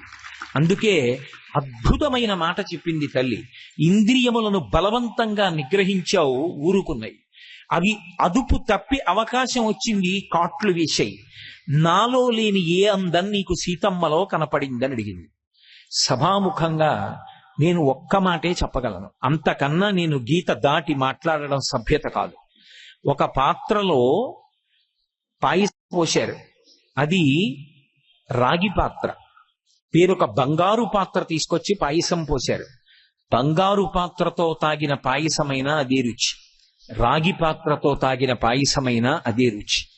రాగి పాత్ర నీదైనప్పుడు ధర్మం తప్పకుండా రాగి పాత్రలోనే తాగు తప్ప నీది కాని బంగారు పాత్రలో తాగుదామని నువ్వు మాత్రం అలమటించకు. ఎక్కడైనా పాయసం రుచి ఒకటే. రుచి ఒకటైన పాయసం కోసం పాత్ర యొక్క మిలమిల చూసి నువ్వు కాని గీత దాటావా, భ్రష్టుడవైపోయి కొన్ని కోట్ల జన్మలు జారిపోతావు. వద్దు. ఎంత మర్యాదగా మాట్లాడిందండి. అంత కష్టంలో అసలు గీత దాటకుండా, భాష యొక్క సభ్యత జారకుండా అంత అందంగా మాట్లాడడం, అంత శోకంలో ఒక భార్యకి మండోదరికి సాధ్యపడిందంటే నిజంగా తల్లి మండోదరి పాదాలకి శిరస్సు తాటించి ఎన్ని నమస్కారాలు చెయ్యాలి. ఎంత నిష్పక్షపాతమైన తీర్పు చెప్పింది. అది ఈ జాతి యొక్క వైభవం. అలా మిరిసినటువంటి స్త్రీలు ఈ జాతిలో ఉన్నారు. వాళ్ళ యొక్క వారసత్వం ఈ జాతి సంపద. ఎక్కడున్నా వాళ్ళు భర్తకి శాంతి స్థానాలు. ఎన్నడు చెప్పినా మంచి మాట చెప్పారు తప్ప భర్త పరిధి దాటి అక్కరలేని విషయాల జోలికి వెళ్ళి కష్టాలు కౌగలించుకొని పై మెరుపులతో తాత్కాలికమైన సుఖాల కోసం ఎన్నడూ భర్తల్ని ధర్మపదం తప్పమని ప్రబోధం చెయ్యనటువంటి స్త్రీలు పుట్టినటువంటి గడ్డ ఈ గడ్డ. అందుకే ఇక్కడ స్త్రీలకి ఉన్నటువంటి వైశిష్ట్యం మీకు బహుశಃ ఇంకెక్కడా కనపడదు. ధర్మమునందు వాళ్ళది అంత అందవేసినటువంటి చెయ్యి. ఎక్కడ ధర్మం చెప్పవలసి వచ్చినా, ఎక్కడ మంచి మాట చెప్పవలసి వచ్చినా, కొన్ని పురాణాలలో కొంతమంది వ్యక్తులు మాట్లాడిన మాటలు చదువుతుంటే సిగ్గుతో తలంచుకుంటాం. 60 ఏళ్ళు 55 ఏళ్ళు అన్నయ్యకి వస్తాయి, ఇంచుమించు 50 ఏళ్ళు తమ్ముడికి వస్తాయి. అన్నయ్య ఇంటికి తమ్ముడు వెళ్ళాడు, తమ్ముడింటికి అన్నయ్య వెళ్ళాడు.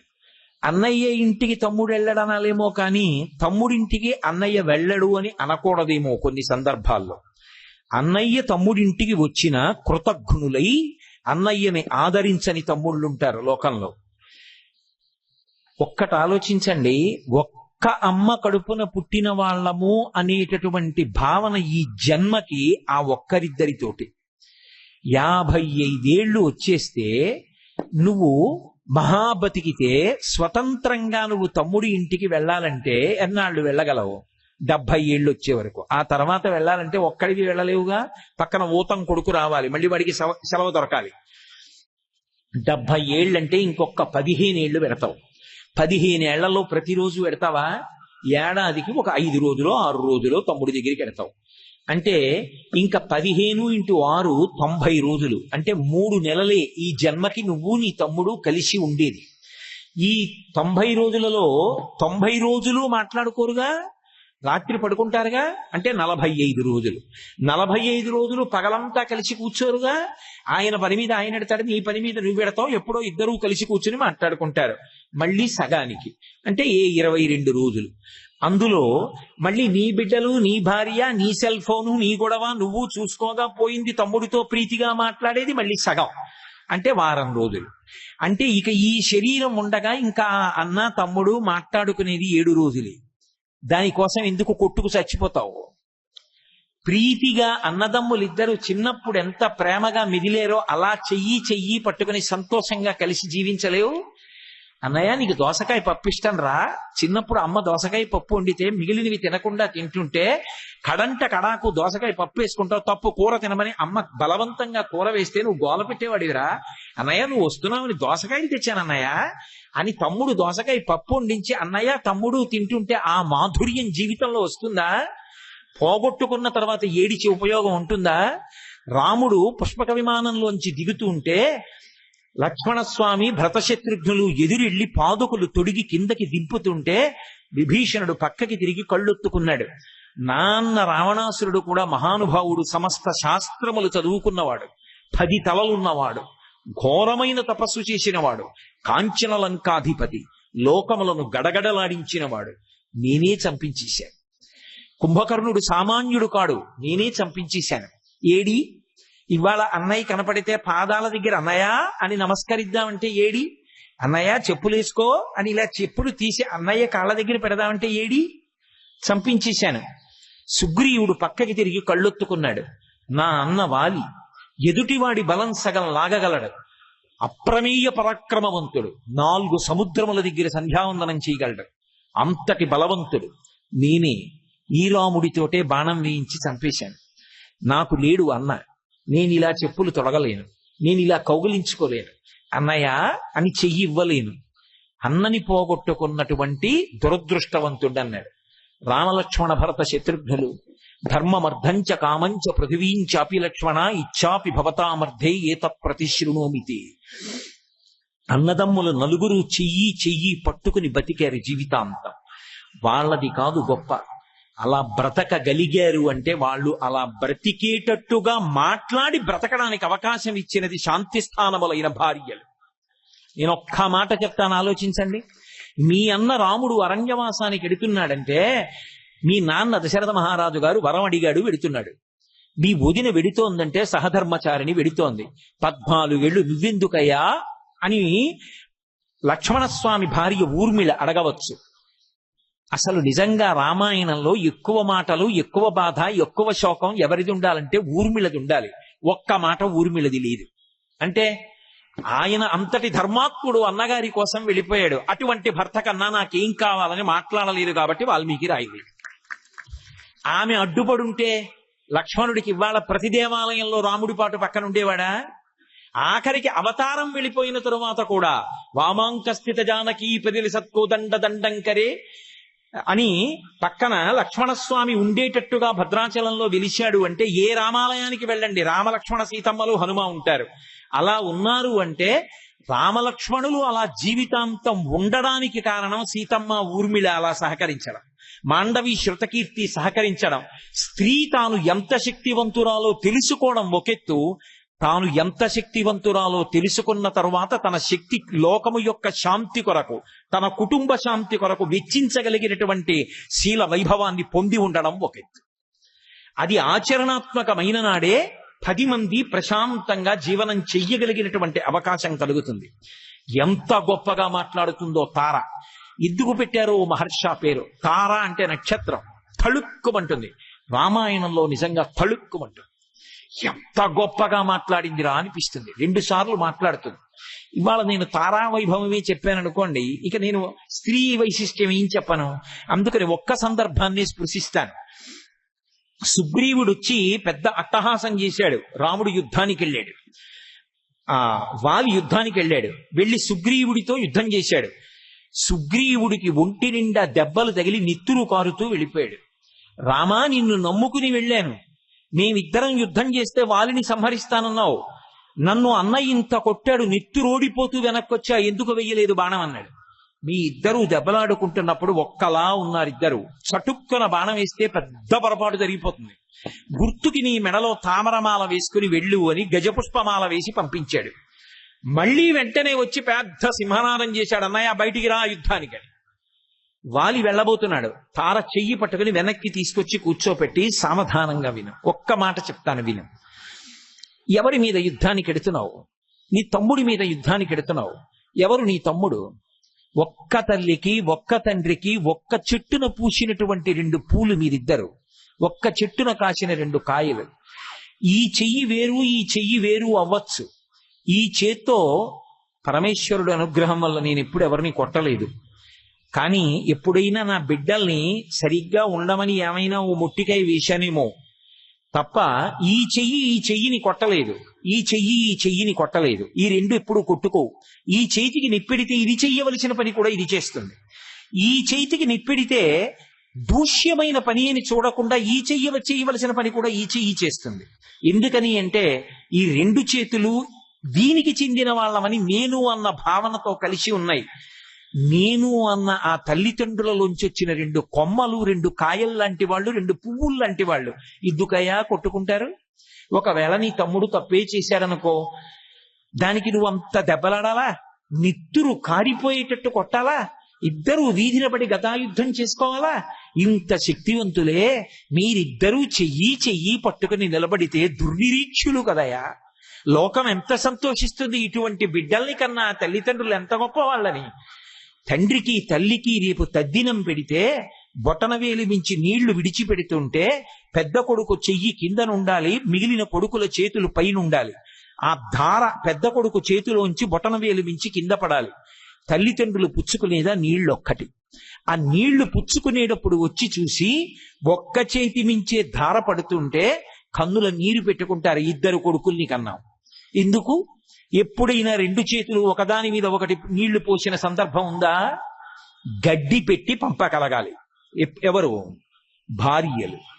మీరిద్దరూ ఏ కొట్టుకు చచ్చినా మామయ్య గారి తద్దినానికి అత్తగారి తద్దినానికి కలిపి నీళ్లు వదలవలసిందే. భ్రష్టులై కన్న తల్లిదండ్రులకే కలిసి నీళ్లు విడిచిపెట్టని వాళ్ళని భర్తృస్థానంలో మేము ఎలా గౌరవిస్తాం? మీరు వెళ్ళి కలిసి తద్దినం పెట్టండి అని చెప్పగలగాలి. అదే ధర్మం. ఆ శక్తి వాళ్ళకున్నది. వాళ్ళు ధర్మాన్ని నిలబెట్టగలరు. అలా పెట్టనప్పుడు తల్లిదండ్రులు చిన్నబుచ్చుకోవట్లా, ఏడవట్లా? తప్పు కాదు. ఎందుకయ్యా తమ్ముడితో యుద్ధం చేస్తావు? లాలనీయోహితే భ్రాత. పైగా ఇవీయా యశన వానరహ, వానరుడయ్యా, తెలిసి తెలియని వాడు తమ్ముడు, నీకన్నా చిన్నవాడు. లాలనీయోహితే భ్రాత, తమ్ముడంటే కొడుకులాంటి వాడు. తప్పు చేశాడనుకో ఊరుకో, మందలించు, చెప్పు. వాడే దూరంగా జరిగిపోయాడనుకో, వాడి కర్మ. కానీ నీ దగ్గరికి వచ్చాడుగా, కొట్టకు, అనునయించు. అనునయించకుండా కొడతానంటావేమిటయ్యా? పైగా నీకొకటి చెప్పనా? నినాదస్య సంరంభో నైవ దల్పం హి కారణం. ఇప్పుడు మీ చేతిలో దెబ్బలు తిన్నాడా? అంత నిత్తురు కక్కాడా? మళ్ళీ వెంటనే వచ్చి నినాదం చేస్తున్నాడా? ఏదో కారణం లేకుండా ఎందుకు వచ్చాడు? ఏదో బలం చూసుకోకుండా ఎందుకు వచ్చాడు? నా మాట విను. ఏదో ఉంది.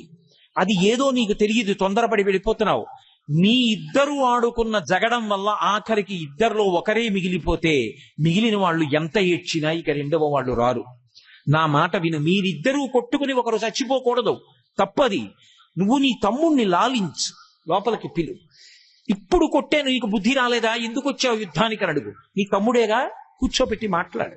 పైవాడు కాదుగా, పిలవచ్చుగా, ఇంట్లోకి రావచ్చుగా, మాట్లాడుకోవచ్చుగా. నేను వదిలినేగా, నాకు బిడ్డల్లాంటి వాడుగా, చెప్పడానికి నాకు అధికారం ఉందిగా. అది తార గొప్పతనం రామాయణంలో అని ఒక మాట ఉంది. సుగ్రీవో విపులగ్రీవో, పైగా మహాబంధుర్మతస్తవ. లోకంలో అందరికన్నా బంధువన్నవాడెవరో తెలుసా?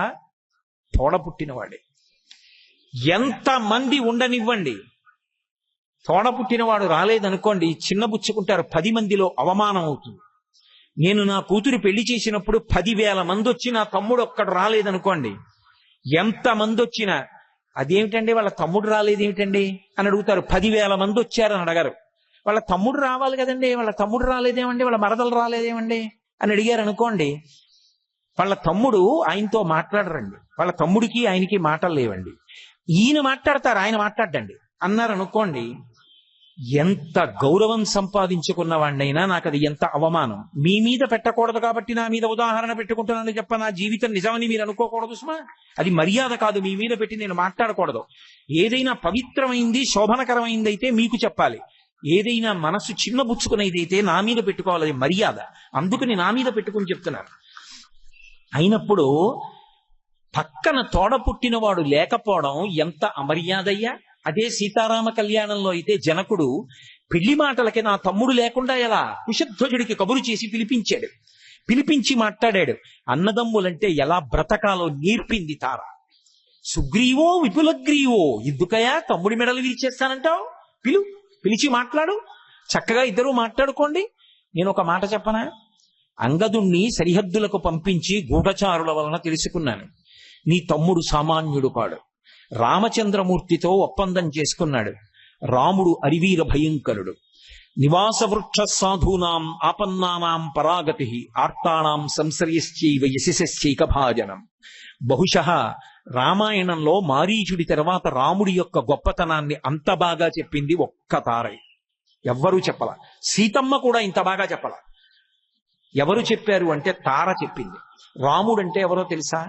నివాస వృక్ష సాధూనాం, ఆయన నమ్ముకున్న వాళ్ళ పాలిట చెట్టు. చెట్టు దగ్గరికి మనం వెళ్ళిపోయాం అనుకోండి, చెట్టు కిందకి ఎంత ఎడ్డగా ఉండనివ్వండి నీడనిస్తుంది, తనకి కాసిన ఫలాన్ని ఇస్తుంది. అలా ఇచ్చేటప్పుడు స్త్రీ పురుష పండిత పామర కుల మత వర్ణ వర్గ ధనిక భేద విచక్షణ పాటించదు. దాని పాదముల దగ్గరికి వెళ్ళాడు, నీడనిచ్చేస్తుంది. నేను ఇక్కడ నుంచి చెట్టు ఇలా రా అంటే మాత్రం రాదు. రాముడంతే. రాముడి పాదముల దగ్గరికి వెళ్ళాడు, సుగ్రీవుణ్ణి కాపాడతానని ప్రతిజ్ఞ చేశాడు. రాముడంటే అటువంటి చెట్టు ఇంకొకటి ఉందనుకుంటున్నావేమో. నివాస వృక్ష సాధూనాం ఆపన్నానాం పరాగతి ఆర్తానాం సంశ్రయశ్చైవ యశశ్చైక భాజనం. అదొక్కటే చెట్టు. ఆ ఒక్క చెట్టు కిందకి సుగ్రీవుడు చేరిపోయాడు. నా మాట విని తమ్ముణ్ణి పిలిచి మాట్లాడు, తొందరపడి యుద్ధానికి వెళ్లకు. రాముడి అండ సుగ్రీవుడికి ఉంది. మీరిద్దరూ పగలు పెంచుకుని ఇలా ఒకరి మీద ఒకరు కక్ష కట్టుకుని ఒకరు ఇంకొకరి ఆశ్రయాలు పొందితే అక్కరలేని ప్రమాదం వస్తుంది నాథా అంది. నీ మాట విననని త్రోసిరాజని వెళ్ళిపోయాడు. వెళ్ళిన వాలి తిరిగి రాలేదు. తార మాట్లాడిన మాటలు వింటుంటే కిష్కింధకాండలో తారాప్రసంగం చదివితే అన్నదమ్ములన్న వాళ్ళు ఎలా బ్రతకాలో, అన్నదమ్ములంటే ఎంత ప్రేమగా ఉండాలో, ఏ విషయాలు వివాదాస్పదమో అవి పక్కన పెట్టి లోకంలో దెబ్బలాడుకునే విషయం ఒకటైనా ఉంటుంది. ప్రేమగా మాట్లాడుకోవడానికి 1,00,000 ఉంటాయి. అందులో కలిసి పెరిగినటువంటి వాళ్ళకి ఎన్ని విషయాలు ఒకళ్ళకి తెలిసి ఉంటాయి.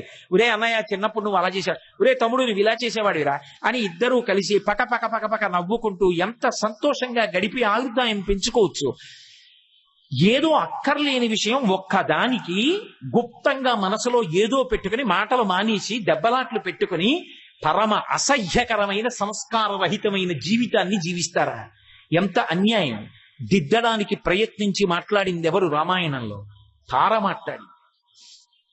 అసలు అంతేకాదు, ఒక పురుషుడు ఎంత కీర్తి సంపాదించుకున్నవాడు కానివ్వండి, ఆయన కీర్తి ఇనుమడించినా, ఆయన కీర్తిని మొదలంతా నశించిపోయినా ఎవరి వలన అంటే స్త్రీ వలననే. నేను ఈ మాట ఉత్తినే అంటున్నాను అనుకుంటున్నారేమో మీరు. సబర్మతి ఆశ్రమంలో నూలు ఒడుకుతున్నారు ఒకప్పుడు గాంధీ గారు. ఆయన దగ్గరికి వెళ్లి మహిళా కార్యకర్తలు అడిగారు, రామాయణంలో రాముడు గొప్ప సీతమ్మ గొప్ప అని అడిగారు. ఆయన ఒక క్షణం ఆలోచించకుండా సీతమ్మ గొప్ప అన్నారు. గౌరవించాలి కదూ. మహిళా కార్యకర్తలు అన్నారు, బహుశా మహిళా కార్యకర్తలం వచ్చాం కాబట్టి మీరు ఈ మాట అన్నారు. ఆయన వెంటనే రాట్నం ఆపి అన్నారు, కాదు, సీతమ్మయే గొప్ప. మహాత్మా గాంధీ ఎంత పోరాట యోధుడో అంత గొప్ప శీల వైభవం, సంస్కారం, అంత సంస్కృతి, అన్ని విషయాలు తెలిసిన్నవారు, అన్ని విషయాలు చదువుకున్నవారు మహానుభావుడు. ఆయన అన్నారు, నేను 2 సందర్భాలు చెప్తాను, మీరు పరిశీలించండి. అసలు రామాయణంలో కష్టం ఎవరిది? సీతమ్మది. ఇందువల్ల మనిషి కష్టం దేని వల్ల పోతుంది అంటే, కొంత ఉపశాంతి దేని వల్ల కలుగుతుంది అంటే, కష్టం చెప్పుకోవడానికి ఒకడు లభిస్తే. ఒకడు దొరికాడు అనుకోండి కష్టం చెప్పడానికి, అక్కడతో ఆ కష్టం పోతుంది, కొంత శాంతి లభిస్తుంది. అమ్మయ్య మనసు బరువు దిగినట్టుగా ఉందండి ఇవాళ మీతో కష్టం చెప్పుకుంటే అంటారు. తన కష్టం చెప్పుకోవడానికి ఓ మనిషి లేరనుకోండి, అంతకన్నా బాధ ఇంకోటి ఉంటుందా? రాముడికి కష్టం చెప్పుకోవడానికి హనుమ ఉన్నారు, లక్ష్మణస్వామి ఉన్నారు, వానరులు ఉన్నారు. సీతమ్మకి ఎవరున్నారు? ఎవ్వరూ లేరు. లంబకర్ణ లలాటంచ లంబోదర పయోధరాం లంబోష్ఠీం లంబచిబుకాం లంబాస్యాం లంబజానుకాం అని పరమభయంకరమైనటువంటి స్త్రీలందరూ పరివేష్టించి ఉన్నారు. ఇంతమంది స్త్రీలు పరివేష్టించి ఉండగా ఆమె ఎవరికి చెప్పుకుంటుంది కష్టం? అందరూ చుట్టూ ఉన్న వాళ్ళు రాక్షసులే. ఎవరితో ఏం చెప్తే రావణాసురుడి దగ్గరికి వెళ్ళి చెప్పేస్తారో? కష్టమంతా సీతమ్మది. అంత కష్టాన్ని ఆవిడ భరించింది కాబట్టి రాముడి యొక్క కీర్తి నిలబడింది. 2, ఎంత కష్టంలో ఉన్న సీతమ్మ దగ్గరికి ఒక రోజున చటుక్కున హనుమ వచ్చారు. ఆవిడ ఊహించలేదు, అనుకోకుండా వచ్చారు. వచ్చి అన్నారు, అమ్మా నువ్వు వచ్చి నా యొక్క భుజస్కంధముల మీద కూర్చో అమ్మా, నిన్ను తీసుకెళ్లి ప్రసరవణ పర్వత శిఖరముల మీద కూర్చున్న రామచంద్రమూర్తి యొక్క పాదాల విందముల యందు సమర్పించి కృతకృత్యుడనవుతానన్నారు. నేను రాను, నువ్వు చూస్తే బొటనవేలంతున్నావు. ఎందుకని అప్పటికి ఆయన స్వరూపాన్నంతటినీ సంక్షిప్తం చేశారు. బొటనవేలంతున్నారు, పిల్లి అంతున్నారు, నీకింత భుజం, దాని మీద నేను కూర్చోనా? ఒకవేళ తీసుకెడుతున్నప్పుడు జారి పడిపోతే నేను రానని అమ్మ నవ్వింది. బ్రహ్మచారేమో అలా అమ్మ అనేటప్పటికీ ఆయనకి బాధ కలిగింది. అమ్మా హనుమంటే ఇంతే అనుకుంటున్నావా? మేరుమందర సంకాశౌ భౌదీప్తానల ప్రభాగ్రత వ్యవతస్తీచా సీతాయా వనరోత్తమ. మేరుమందర పర్వతాల యొక్క శిఖరాలు ఎలా ఉంటాయో అలా పెరిగిపోయి అమ్మా ఇప్పుడు వచ్చి కూర్చో అన్నారు.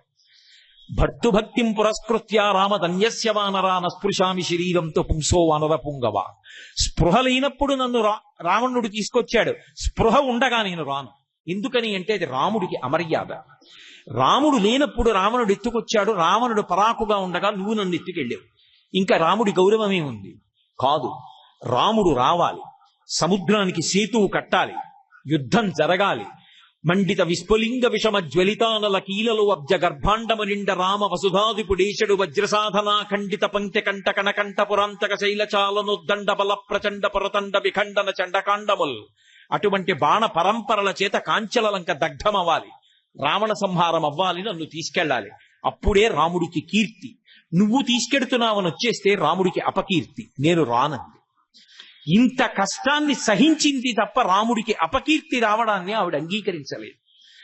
అటువంటి సాధ్వీమణి సీతమ్మ కాకపోయి ఉంటే, పైగా బ్రహ్మగారు వాల్మీకి మహర్షికి వరం ఇచ్చారు, నువ్వు ఆచమనం చేస్తే ఆచమనం చేసినటువంటి ఉత్తర క్షణంలో రామాయణంలో ఉన్నటువంటి వ్యక్తుల యొక్క మనస్సులలో కదిలినటువంటి భావనలు కూడా నీకు గోచరమవుతాయని వరమిచ్చారు. ఒక్కటి ఆలోచించండి, నా నోటితో నేను అనను కానీ ఒక్కటి సంకేతిస్తాను.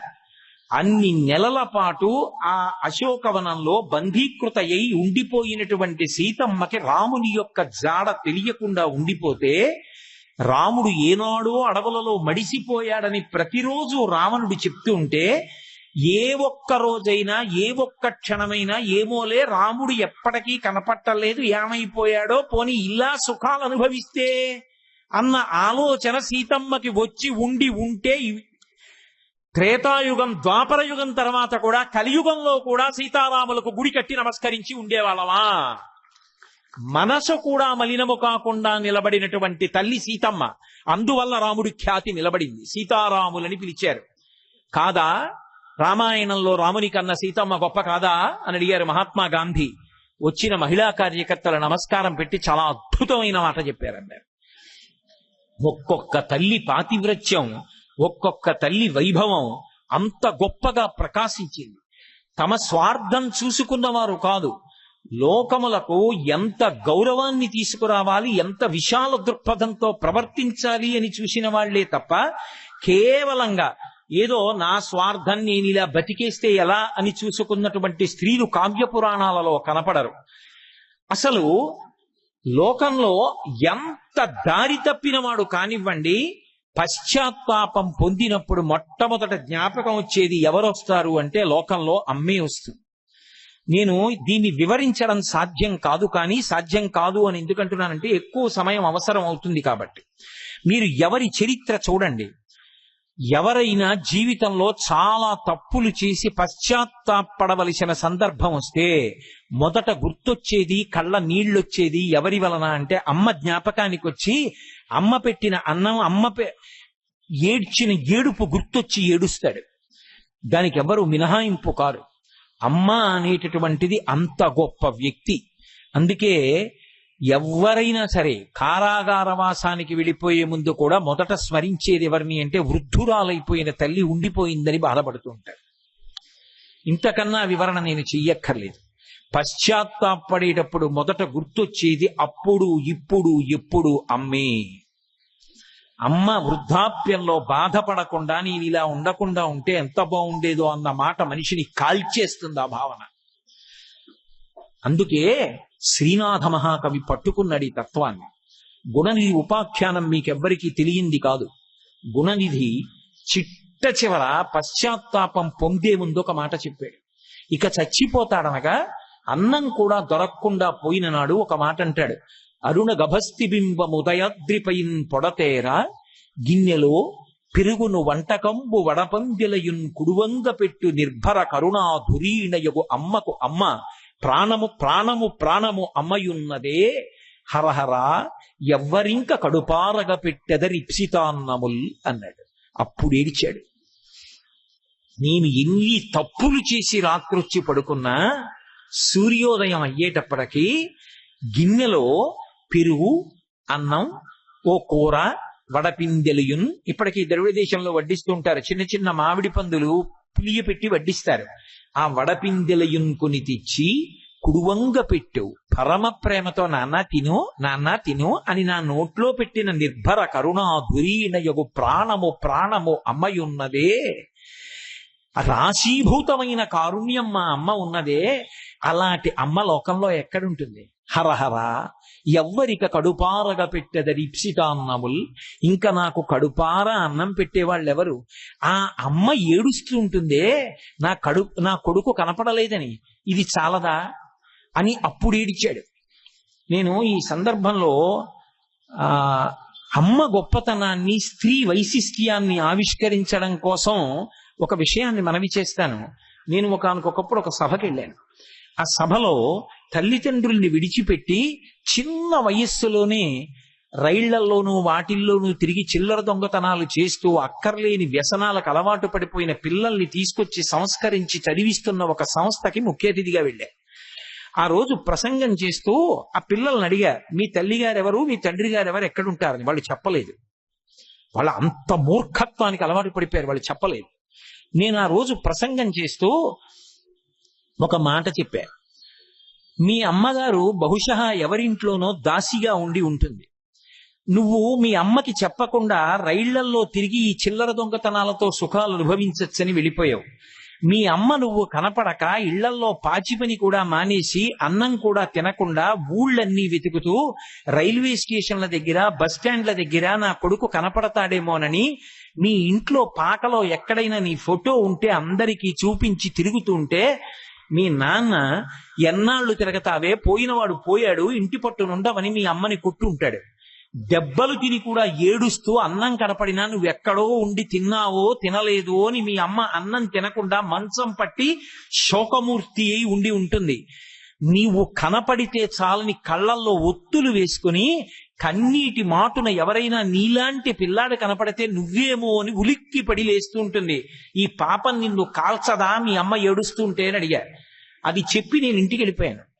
అందులో 2 పిల్లలు ఆ రోజు రాత్రి నిర్వాహకుల దగ్గరికి వెళ్ళి వాళ్ళు ఉన్న ఊళ్ళు వాళ్ళ చిరునామాలు చెప్పి, అయ్యా మేము ఇక్కడ ఉన్నామండి, ఆ ప్రసంగం విన్న తర్వాత మేము ఇప్పుడు మా అమ్మని చూస్తామా అనిపిస్తోంది. మా అమ్మ ఆఖరి ఊపిరి తీయక ముందు వెళ్ళిపోవాలి మా అమ్మ దగ్గరికి. మమ్మల్ని మీరు పంపిస్తారా? దొంగ రైలు అలవాటు పడిపోయిన వాళ్ళం కాబట్టి ఎక్కి వెళ్ళిపోవా అంటే వాళ్ళిద్దరిని తీసుకెళ్లి దిగబెట్టేశారు వాళ్ళ అమ్మ దగ్గర. మేము అక్కడ చదువుకుని బాగుపడడం కన్నా మా అమ్మ దగ్గర ఇంకెప్పుడూ తప్పు చేయకుండా బతుకుతాం అన్నారు. నేను ఎందుకు చెప్తున్నానంటే నా గొప్ప కాదు. అమ్మ అన్న మాట మనిషి మారడానికి ఔషధం. అమ్మ అన్న మాట పశ్చాత్తాపంలో కూడా చివరి హద్దు. ఎక్కడెక్కడ మనిషికి పునర్జన్మ ఉన్నా అక్కడక్కడ అమ్మ ఉండే ఉంటుంది తప్పకుండా. ఆ అమ్మతనం ఎక్కడుంటుంది అంటే స్త్రీ ఎందుంటుంది. అంత గొప్ప స్త్రీ వైశిష్ట్యం. ఈ జాతికి ఎనలేని కీర్తి ప్రతిష్టలు తెచ్చిపెట్టినటువంటి స్త్రీమూర్తులు ఎందరో ఉన్నారు, మహాతల్లులు. ఒక రంగం కాదు. నేను ఎంతమందిని జ్ఞాపకం చేసుకోగలను, ఎంతమందికి నేను ఇవాళ పరమ సంతోషంతో వాళ్ళ పాదాల మీద మల్లెదండ వెయ్యగలను. కానీ అటువంటి వాళ్ళని స్మరించకపోవడం కూడా దోషమే. ఎనలేని కీర్తి ప్రతిష్టలు ఎంత కష్టపడి తెచ్చి, అసలు భారతదేశంలో స్త్రీ అంటే ఇంత గొప్పగా ఉంటుందని ప్రతిష్ట తెచ్చిన వాళ్ళు ఎందరో. ఒక రంగంలో వాళ్ళు కారు, ఎన్ని రంగాలకు చెందిన వాళ్ళు ఉన్నారో. మనకి మీరాబాయి లేదు, భక్తిలో చిన్నతనం నుంచి కృష్ణ భగవానుడే భర్త అని నమ్మి సేవించి మహాతల్లి ఎన్ని కీర్తనలు పాడిందో. ఆయన ఉన్నాడు అని నమ్మి తండ్రి పంపించినటువంటి విషాన్ని తాగేస్తే కృష్ణ పరమాత్మ ఆ విషాన్నంతటినీ తాను పుచ్చేసుకుని పాలరాతి విగ్రహం నల్లగా అయిపోయింది. ఆమె అలాగే ఉంది. ఆమె నమ్ముకున్న కృష్ణుడు ఉన్నాడు అనడానికి నిదర్శనం కనబడితే ఆ రోజున అందరూ ఆవిడ కాళ్ల మీద పడితే, కృష్ణ నువ్వు ఇలా అయిపోవడం నేను చూడలేను అంటే మళ్ళీ నల్లటి విగ్రహం తెల్లగా మారింది. ఆ తల్లి చిట్ట చివరి రోజులో బృందావనంలో కీర్తనలు పాడుకుంటూ ఉండిపోతే ఆవిడ దగ్గరికి ఒక సాధువు, బృందావనంలో ఉన్న వ్యక్తి కూడా వెడితే ఆ సాధువు దర్శనానికి మీరాబాయి గారు వెళ్ళింది. ఆడవాళ్ళని లోపలికి రానివ్వం, ఆడవాళ్ళని చూడమన్నాడు. ఆవిడేమి నిరుత్తురురాలు కాలేదు. ఆవిడంది, నాకు తెలిసి బృందావనంలో కృష్ణుడు ఒక్కడే పురుషుడు, కృష్ణుడు కాకుండా వేరొకరు కూడా పురుషుడు ఉన్నాడా అన్నాడు. అది ఆవిడ భక్తి. ఈ ప్రశ్న మీకు మామూలుగా అనిపించచ్చు, కానీ ఆవిడ దృష్టిలో బృందావనంలో తిరిగే పురుషుడు కృష్ణుడు ఒక్కడే, మిగిలిన వాళ్ళందరూ గోపికలే. ఆవిడికి లింగభేదం కనపడలేదు, అందరినీ గోపికలుగానే చూసింది. ఆ భావనతోనే కృష్ణుడి యందు ఐక్యమైపోయింది. ఇప్పటికీ మీరా భజన్స్ అంటే చెవి కోసుకుని పెట్టుకుని వింటారు. కవయిత్రి మొల్ల 3-4 రోజులలో రామాయణాన్నంతటినీ పూర్తి చేసింది మహాతల్లి. అంత గొప్ప రామాయణ రచన చేసింది. అటువంటి సాహిత్యంలో విదుషీమణి. అలాగే భక్తితో ఈ దేశానికి సేవ చెయ్యడానికి విదేశాల నుంచి వచ్చినటువంటి స్త్రీలు ఎంత కీర్తి తెచ్చారో. ఒకరికి తల్లి కాదు, అందరికీ తల్లి నిలబడ్డారు. ఒకప్పుడు ఎక్కడో విదేశాలలో జన్మించినటువంటి వనిత మార్గరెట్ ఎలిజబెత్ నోబెల్ ఆవిడ పేరు. ఆవిడ వివేకానంద స్వామి ప్రసంగాలు విని భారతదేశానికి వచ్చేసింది. ఇక్కడికి వచ్చేసిన తర్వాత ఆమె జీవితం భగవంతుడికి నివేదన చేసుకుంది కాబట్టి నీకు నేను ఈ పేరుంచుతున్నానని వివేకానంద స్వామి నివేదిత అని పేరుంచారు. తరువాతి కాలంలో ఆమె ఆశ్రమం మారిన తర్వాత సిస్టర్ నివేదిత, సోదరి నివేదిత అయింది. ఆవిడ, నేను ఎవరో ఒకరిద్దరు బిడ్డలకు తల్లిని కాను, ఈ లోకమంతా నా బిడ్డలే అని ఎవరైనా ఆర్తి కలిగిన వాళ్ళు, అనారోగ్యంతో ఉన్న వాళ్ళకి ఔషధం కొని ఇవ్వవలసి వస్తే ఒకరి దగ్గర ఇలా చెయ్యి చాపి అడగడం కాదు. ఆవిడ ఆ రోజు అన్నం తినడం మానేసేసి ఆవిడ కొనుక్కోవలసిన వస్తువుల్ని త్యాగం చేసేసి ఆవిడ ఆ మిగిల్చినటువంటి డబ్బుతో ఔషధం కొని రోగులకు ఇచ్చేది. ఎంత మందికి పాఠశాలలు పెట్టి విద్య నేర్పిందో. అందరూ నా బిడ్డలే. చిట్ట చివర డార్జిలింగ్ లో శరీరం విడిచిపెట్టేస్తే కలకత్తాలో ప్లేగ్ వచ్చినప్పుడు తన శరీరం గురించి భయపడకుండా స్వచ్ఛత గురించి, పరిశుభ్రత గురించి ఎంత ప్రచారం చేసి ఆవిడ వీధులు తుడిచిందో. అటువంటి తల్లి డార్జిలింగ్ లో శరీరం విడిచిపెట్టేస్తే ఆవిడ సమాధి మీద ఇవాల్టికి రాసి పెట్టి ఉంటుంది, విదేశాలలో పుట్టి భారతీయులకు తల్లి అయి తన సమస్తాన్ని భారతీయుల్ని బిడ్డలుగా భావించి పంచి ఇచ్చిన తల్లి సోదరి నివేదిత అని. ఒక్కొక్క తల్లి విదేశాలలో పుట్టి భారతీయ సంస్కృతిని ఆకలింపు చేసుకుని అంతంత గొప్ప స్థితికి ఎదిగారు. అంత గొప్ప మహిళామణులు పుట్టినటువంటి జాతి ఏదో భక్తిలోనో లేకపోతే సేవలోనో కాదు, యుద్ధరంగంలో ప్రవేశించి వీరత్వం చూపించినప్పుడు కూడా ఆ మాతృత్వాన్ని మాత్రం మరిచిపోలేదు. వారణాసిలో పుట్టి ఎక్కడో ఝాన్సీని పరిపాలించేటటువంటి గంగాధర్రావుని వివాహం చేసుకుని లార్డ్ డల్హౌసీ ప్రవేశపెట్టినటువంటి దత్తత స్వీకార పద్ధతి రద్దు చట్టం వల్ల తన రాజ్యమే పోతే తను పెంచుకున్నటువంటి దామోదర్రావుకి రాజ్యం దక్కడం కోసమని బిడ్డని అంతఃపురంలో వదిలేసి యుద్ధానికి వెడితే తను తిరిగి రానేమో, తను చనిపోతే బిడ్డల్ని చిత్రహింసలు చేస్తారేమోనని మాతృత్వాన్ని వదులుకోలేక కన్నబిడ్డ కాదు పెంచుకున్న బిడ్డ దామోదర్రావుని ఉత్తరీయంతో చీర కొంగులో బిగించి కట్టుకుని ముందు నుంచి పొడి చేస్తే తన గుండెల్లో బాపు గుచ్చుకుని చచ్చిపోయి బిడ్డ బతకాలని, తన కళ్ళ ముందు బిడ్డ మాత్రం చచ్చిపోకూడదని బిడ్డని వెనక కట్టుకుని యుద్ధానికి వెళ్ళి తాను చచ్చిపోయిన తర్వాత కొడుకు చచ్చిపోయేటట్టుగా యుద్ధం చేసిన మహాతల్లి రాణి ఝాన్సీ లక్ష్మీబాయి పుట్టిన గడ్డ. ఎటువంటి మహిళామణులు, జాతికి ఎంత సంస్కృతి నేర్పిన తల్లులు. మహాతల్లి ఎవరి పేరు చెప్పేటప్పటికి జాతి పులకిస్తుందో అటువంటి ఎంఎస్ సుబ్బలక్ష్మి గారు. మహాతల్లి ఎటువంటి సంగీత విదుషీమణి. నిజంగా ఆవిడ ఆ తమిళ భాషలో ఉన్నటువంటిది, ఆ రాజాజీ గారు రాసినటువంటి కీర్తన, నాకు కురై ఇళ్ళం గోవిందా అని ఒక కీర్తన పాడారు ఆవిడ. ఆ కీర్తన ఎంత గొప్పగా పాడారంటే మహాత్మా గాంధీ అంతటి వారు చెప్పుకునేవారు, నాకు సాధారణంగా కర్తవ్యతా నిష్ట వలన నిరాశకి లోను కాను. నాకు ఎప్పుడైనా నిరాశ చేత ఆలోచన రాని స్థితిని పొందితే నేను వెంటనే ఎంఎస్ సుబ్బలక్ష్మి గారి యొక్క ఈ తమిళ కీర్తన వింటాను. కీర్తన వినగానే నాకు మళ్ళీ ఉత్సాహం పుడుతుందని చెప్పుకున్నారు. మహాత్మా గాంధీ గారు చనిపోతే సంతాప దినాలు 12 రోజులు కూడా ఈ కీర్తనే ఆ రోజుల్లో ఆకాశవాణి వినిపించింది. అలాగే ఎంఎస్ సుబ్బలక్ష్మి గారి శరీరం విడిచినప్పుడు కూడా ఈ కీర్తనే వినిపించేవారు. ఎన్ని వేల కీర్తనలు పాడిందో. ఆవిడ పాడిన భజగోవిందం ఇప్పటికీ ప్రతి ఇంటా వినపడుతుంటుంది. ప్రతి ఇంటా ఎంఎస్ సుబ్బలక్ష్మి గారంటే ఒక తల్లే. ఆ పెద్ద బొట్టు కింద బొట్టు, ఆ కొప్పు, ఆ పట్టు చీర, ఆ తల్లి, ఆ మూర్తి చూస్తే ఎంత ఆనందం కలుగుతుందో. ఇంత మందిని బిడ్డల్ని చేసి కొన్ని వేల కీర్తనలతో ఇంతమందికి దేశనాయకుల దగ్గర నుంచి స్వాతంత్ర యోధుల వరకు ఇంతమందికి శాంతినిచ్చినటువంటి ఎంఎస్ సుబ్బలక్ష్మి గారు వ్యక్తిగత జీవితంలో ఎంత క్రమశిక్షణ కలిగిన వ్యక్తో, ఎంత విధేయత కలిగిన భార్యయో, ఎంత సమున్నత మూర్తో చదివితే మన కళ్ళు చెమ్మగిల్లుతాయి. ఇటువంటి స్త్రీలా ఈ లోకంలో, ఈ భారతదేశంలో ఈ గాలి తగిలితే చాలు అసలు అటువంటి భావనలు వస్తాయా? అంత సమున్నతంగా జీవించిన వాళ్ళ, ఇంత పేరు ప్రఖ్యాతులు తీసుకొచ్చిన వాళ్ళ అనిపిస్తుంది. లతా మంగేష్కర్ గారు, ఎంఎస్ సుబ్బలక్ష్మి గారి పేరు ఎత్తాను కాబట్టి గుర్తొస్తోంది. ఆ దీననాథ మంగేష్కర్ గారికి 3 కుమార్తెలు. 3 కుమార్తెలతో కలిసి నాటక సంఘాన్ని స్థాపించి తినడానికి అన్నం లేకపోతే మహానుభావుడు నాటకాలు వేయిస్తే 3 కూతుళ్లతోటి కడుపు నిండా తినడానికి అన్నం ఉండేది కాదు. అలా మొదలుపెట్టినటువంటి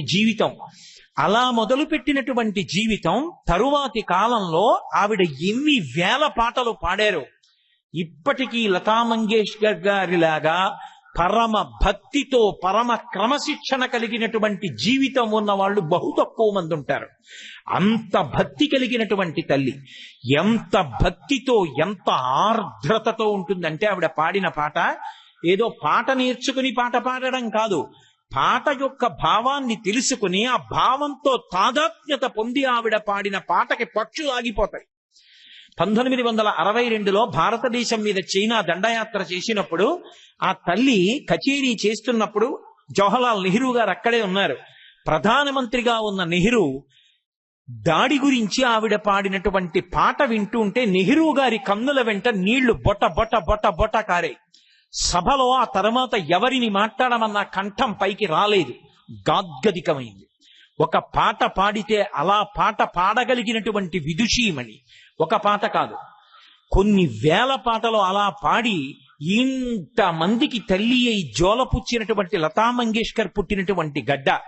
వ్యక్తిగత జీవితంలో అంత కష్టాలలోంచి వచ్చి అన్ని కోట్లు సముపార్జించిన నియమం తప్పకుండా, క్రమశిక్షణ తప్పకుండా, అంత పరమ భక్తితో కూడినటువంటి జీవితాన్ని గడిపినటువంటి తల్లి. తెలుగునాట భానుమతి రామకృష్ణ చిన్నతనంలో తినడానికి తిండి లేకపోతే ఉన్న అన్నం భానుమతి గారికి ఇతర అన్నదమ్ములకి పెట్టి, అన్నం లేకపోతే పెరట్లో ఉన్న బత్సలాకు కోసుకుని నీళ్లలో ఉడికించి ఉప్పు కారం వేసుకుని భానుమతి గారి తల్లి తండ్రి తిని తంబురా పట్టుకుని త్యాగరాజస్వామి పంచరత్న కీర్తనలు పాడుకుంటూ నీరసంతో ఒరిగిపోతే, ఎప్పటికైనా మా అమ్మ సంగీతాన్ని నేను మళ్ళీ నా కంఠం ద్వారా ప్రాణం పోసి మా అమ్మ నాకు ఏమి నేర్పిందో అవీతి వృత్తాలుగా చలనచిత్రాలలో నటిస్తానని గాడి దాటకుండా పరమ మర్యాదతో నటించి పరమ మర్యాదతో పాట పాడి అంత కీర్తి తెచ్చినటువంటి భానుమతి రామకృష్ణ పుట్టిన గడ్డ కాదా ఇది? ఆమె జాతి సంస్కృతి వైభవాన్ని నిలబెట్టిన తల్లి కాదా? శకుంతలాదేవి కంప్యూటర్ కన్నా కూడా చాలా ముందుగా లెక్కలు కట్టి 13 అంకెలు కలిగినటువంటి సంఖ్యని 13 అంకెలు కలిగిన సంఖ్యతో గుణిస్తే ఎంత వస్తుందని అడిగారు. అది అక్కడ imperial college of education London లో ఎంతో మంది శాస్త్రవేత్తలు కూర్చునుండగా 57 దాటిపోయిన తరువాత వృద్ధాప్యంలో తండ్రికి పుట్టిన బిడ్డ ఆ పిల్లని చిన్నతనంలో తీసుకెళ్లి కూర్చోపెడితే శాస్త్రవేత్తలు 13 అంకెలు కలిగిన సంఖ్యని 13 అంకెలు కలిగిన సంఖ్యతో భాగిస్తే గుణక హెచ్చవేస్తే ఎంత వస్తుందని అడిగితే 28 సెకండ్లలో చెప్తే వరల్డ్ బుక్ ఆఫ్ రికార్డ్స్ కి కింద ఆవిడ. అంతటి మేధా సంపత్తి కలిగిన విదుషీమణులు పుట్టినటువంటి గడ్డ. ఈ జాతికి కేవలము కీర్తి తెచ్చిన వారు పురుషులే కాదు, ఎందరు స్త్రీలు కీర్తి తెచ్చారు. అంత కీర్తి తెచ్చిన ఆ తల్లిదండ్రుల దగ్గర, భర్త దగ్గర అంత గౌరవంతో గీత దాటకుండా బ్రతికి 10 మందికి ఆదర్శంగా నడిచినటువంటి స్త్రీమూర్తులతో ప్రకాశించినటువంటి నేల ఈ నేల. అంత సంస్కృతి వైభవానికి మారుపేరు సరోజినీ నాయుడు. లండన్ వెళ్లి చదువుకుని భారతదేశానికి వచ్చి నైటింగేల్ ఆఫ్ ఇండియా అనేటటువంటి బిరుదు పొంది అంత గొప్ప కవనం చేసి మహాత్మా గాంధీ గారితో కలిసి స్వాతంత్ర్య సంగ్రామంలో పాల్గొని మహాతల్లి భారత జాతీయ కాంగ్రెస్ కి ఆ రోజులలో అధ్యక్షురాలిగా, మొదటి మహిళా అధ్యక్షురాలిగా పనిచేసి ఉత్తరప్రదేశ్ గవర్నర్ చేసి స్వాతంత్ర సమర యోధురాలుగా అంత కీర్తి గణించినటువంటి తల్లి. స్వాతంత్ర సంగ్రామంలో ఎంతమంది లేరు. మా కాకినాడ పట్టణానికి చెందిన దుర్గాబాయి దేశ్ముఖ్, ఆవిడ మా కాకినాడ పట్టణంలో పుట్టారు. నేను పుట్టిన ఊరి మీద నాకు ప్రేమ ఉండి మా అమ్మ అన్నట్టే జననీ జన్మభూమిశ్చ స్వర్గాదపి గరీయసి, మా కాకినాడ అనడం తప్పు కాదు కదా, అది నాకు సంతోషమేగా. కాకినాడకి ఖమ్మానికి తేడా ఏముంది? అది కాతో మొదలైంది, ఇది ఖాతో మొదలైంది, అంతే తేడా. పక్క పక్కన ఉన్నవి ఊళ్ళు దూరంగా ఉన్నా రెండు పక్కనే. కానీ మా అమ్మ నేను ఉన్న ఊరు అది తలుచుకున్నప్పుడు మా అని నేనంటే మీరు ఆదరిస్తారని నేను అనుకుంటున్నాను తప్ప తప్పు పట్టారని భావిస్తున్నాను. కాబట్టి మా కాకినాడలో పుట్టిన దుర్గాబాయి దేశ్ముఖ్ గారు ఏమి ధైర్యం నా తల్లిది. చిన్న పిల్లగా 12వ ఏట ఖాదీ ఎగ్జిబిషన్ జరుగుతుంటే పావలా కాసు టికెట్ ఉంటే తప్ప, బేడా టికెట్ ఉంటే తప్ప లోపలికి పంపించద్దని చెప్పారు ఆ రోజుల్లో. చెప్తే ఆవిడ ఆ ముందు ద్వారం దగ్గర నిలబడి వచ్చిన వాళ్ళ దగ్గర టికెట్ చూసి చింపి పంపిస్తున్నారు. ఒక ఆయన కోటు వేసుకుని గులాబీ పువ్వు పెట్టుకుని బూట్లు వేసుకుని లోపలికి వచ్చాడు, పెద్ద మంది మార్బలంతో వస్తున్నాడు. ఆవిడ టికెట్ అంది. ఆయన తెల్లబోయి చూశాడు, టికెట్ లేదా అంది. అన్నాడు వెళ్ళి కొనుక్కురా, పక్కకుండు ఉన్న వాళ్ళని పంపాలంది. పరుగున వచ్చారు మిగిలిన వాళ్ళు. ఆయన ఎవరో తెలుసా నీకో అన్నారు. నాకు తెలుసు, పండిత జవహర్లాల్ నెహ్రూ ఆయనంది. మరి పండిత జవహర్లాల్ నెహ్రూ అని తెలిసి టికెట్ లేదని ఆపామే అంది. నేను ఉన్నది అందుకే ఇక్కడ. వెంటనే నెహ్రూ కారు కాబట్టి ఆ రోజుల్లో అన్నారు, ఇటువంటి పిల్లలు కావాలి స్వాతంత్ర సంగ్రామానికని డబ్బిచ్చి పంపించి టికెట్ కొని పిల్ల చేతిలో పెట్టి చింపి పంపమని లోపలికి వెళ్ళారు. ఆ తరువాతి కాలంలో ఆ పిల్ల గాంధీ గారితో కలిసి స్వాతంత్ర్య సంగ్రామంలో పాల్గొని ఆమె కారాగారంలో ఉంటే ఒళ్ళంతా పచ్చి పుండైపోయేలా కొట్టేస్తే పక్కన ఒక పిల్ల చచ్చిపోయే ముందు పక్క జైల్లోకి వెళ్ళి ఆ పిల్లని రక్షిస్తే బ్రిటిష్ వాళ్ళు తెల్లబోయి నీకు ఏం కావాలి అని అడిగితే నన్ను విడుదల చెయ్యండి అని అడగలేదు. ఇంతమంది స్వాతంత్ర సమర యోధులతో పాటు కారాగారంలోనే ఉంటాను, నాకు ఒక్క వీణ ఇవ్వండి, వీళ్ళకి నాకు కూడా మనశ్శాంతి కలగడానికి వీణ మీద కీర్తనలు పాడతానన్న మహాతల్లి దుర్గాబాయి దేశ్ముఖ్. ఆ తర్వాత మహిళల కోసం ఎన్ని పాఠశాలలు పెట్టారు, ఎన్ని కళాశాలలు కట్టారు. నా తల్లి ఎన్ని ప్రసూతి కేంద్రాలు పెట్టింది, ఎన్ని వైద్యశాలలు పెట్టింది, ఎంత కష్టపడింది, ఎంత వాళ్ళ కోసం పోరాటం చేసింది ఆవిడ. అటువంటి దుర్గాబాయి దేశ్ముఖ్ భారతదేశానికి ఆర్థిక మంత్రి చేసిన సిడి దేశ్ముఖ్ ఆవిడ యొక్క భర్త. ఒక కేంద్ర మంత్రికి భార్య అయ్యుండి కూడా సామాన్యుల యొక్క సేవలో తరించిపోయింది తప్ప ఎన్నడూ గీత దాటడం కాని, అతిశయంతో ప్రవర్తించడం కాని, ఎరగనటువంటి జాతి ఖ్యాతి నిలబెట్టినటువంటి దుర్గాబాయి దేశ్ముఖ్ పుట్టినటువంటి గడ్డ. ఆమె తేల కీర్తి భారతదేశానికి. ఎంతమంది పురుషులు ఎంత ఖ్యాతి తెచ్చారో స్త్రీమూర్తులు కూడా అంత ఖ్యాతిని తీసుకొచ్చారు. సామాన్యులు కారు. ఎక్కడో పుట్టి ఎక్కడో పెరిగి ఈ దేశం వచ్చినటువంటి మహాతల్లి మదర్ తెరీసా ఒకనకొకప్పుడు కలకత్తా వీధులలో తన చేతులలోనే ఒరిగిపోయింది. ఒక వ్యాధిగ్రస్తురాలైనటువంటి స్త్రీ ఇలా ఏ రోగి తన చేతులలో ఒరిగిపోకూడదు అనుకుంది. కర్తవ్యత దీక్ష పొందింది. కొన్ని కోట్ల మందికి తల్లినవుతాను, కుష్ఠవ్యాధిగ్రస్తుడైనా సరే తల్లినై సాకునవుతాను, నేను ఇవాళ ఈ దృఢ సంకల్పంతో వెళ్ళిపోతున్నాననుకుని 5 రూపాయలు ఒక పాత బకెట్ 2 తెల్ల చీరలు పట్టుకుని బయటికి వెళ్ళిపోతుంటే ఆ పక్కనున్న వాళ్ళు నవ్వారు. ఒక పాత బకెట్ 5 రూపాయలు 2 తెల్ల చీరలతో కొన్ని కోట్ల మందికి అన్నం పెడతావా, రోగాలు పంపిస్తావా అని అడిగారు. మీకు కనపడుతున్నది ఈ బకెట్ 2 చీరలు 5 రూపాయలు. అంతకన్నా గొప్ప సంకల్ప సిద్ధి నాలో ఉంది. ఆ సంకల్పంతో సాధిస్తానంది. నిర్మల హృదయ్ అది ఎక్కడి నుంచి వచ్చిందో తెలుసా? ఒకానొకప్పుడు ఒక రిక్షా కార్మికుడు ఆవిడ దగ్గరికి వచ్చాడు. అందరిలాగే ఆయన ఏదో రోగగ్రస్తుడేమో, ఏదో ఆర్తితో వచ్చాడేమో అనుకుంది ఆవిడ. ఆయన వచ్చి అన్నాడు, అమ్మా నువ్వు చేస్తున్న సేవా కార్యక్రమాలకి పరవశించిపోయానమ్మా, నా వంతు విరాళంగా ఈ 1 రూపాయి కాసు ఉంచుకో తల్లి అని ఇచ్చి వెళ్ళాడు. ఆ రూపాయి కాసుని పదిలంగా బొడ్డులో దోపుకుని ఉండేది మదర్ తెరీసా. ఆవిడికి ఒకప్పుడు నోబెల్ ప్రైజ్ వస్తే, నోబెల్ ప్రైజ్ ఫర్ పీస్, శాంతికి ఇస్తే, నోబెల్ ప్రైజ్ ఒక పక్కన పెట్టి రూపాయి కాసు ఒక పక్కన పెట్టి, ఇది ఈనాడు నాకు వచ్చిన నోబెల్ ప్రైజ్, నేను చేసిన సేవకి సంతోషించిన ఒక సామాన్యుడిచ్చిన నోబెల్ ప్రైజ్ ఈ రూపాయి కాసు అని చెప్పుకుంది. ప్రేమతో ఇచ్చిన కానుక ఎంత గొప్పదో చెప్పడానికి ఎవరు తన దగ్గరికి వచ్చినా వాడిన అగ్గిపుల్లైనా సరే నాకు ఇవ్వండి అని అడిగింది. ఎక్కడో పుట్టినా ఈ దేశానికి వచ్చి భారతరత్న పొంది, నోబెల్ ప్రైజ్ పొంది, కొన్ని కోట్ల మందికి తల్లిగా నిలబడి, భారతీయురాలుగానే శరీరం విడిచిపెట్టి ఈ జాతికి ఖ్యాతి తెచ్చినటువంటి మహాతల్లి మదర్ తెరీసా కాదా? క్రీడలలో సామాన్యులైన వాళ్ళు ఉన్నారా?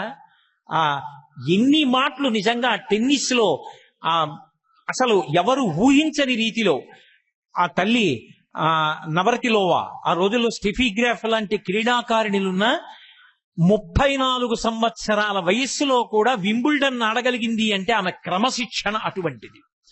మొక్కవోని ధైర్యంతో ఆవిడ పొందినన్ని సార్లు విజయం పొందిన వాళ్ళు ఎవరూ లేరు.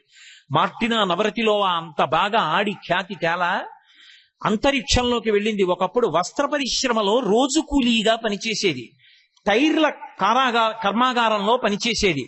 వచ్చిన కూలి డబ్బులు దాచుకుని ఆమె విమానంలో వెళ్లి పారాజూట్ లో దూకి సాహసాలు చేయడంలో గొప్ప పరిశ్రమ చేసింది. వాలంటీనా తెరిష్కోవా, రష్యాకి సంబంధించిన మహిళ. అంత సాహసం చేస్తే ఆవిడ యొక్క ధైర్యానికి మెచ్చుకుని ఆవిడని అంతరిక్షంలోకి పంపారు. మొదటి మహిళ అంతరిక్షంలోకి వెళ్లి రాలా. అలాగే సునీతా విలియమ్స్ దాదాపు 6 నెలల పాటు అంతరిక్షంలో ఉంది. ఆవిడ ఒకప్పుడు ఐఐటి బాంబేలో ప్రసంగం చేయడానికి వెడితే అంతరిక్షంలోకి వెళ్ళినప్పుడు ఏ వస్త్రాలు వేసుకుందో ఆ వస్త్రాలే వేసుకుని పిల్లలను ఉద్దేశించి ప్రసంగించడానికి వెడితే పిల్లలందరూ ఎంత మురిసిపోయారో.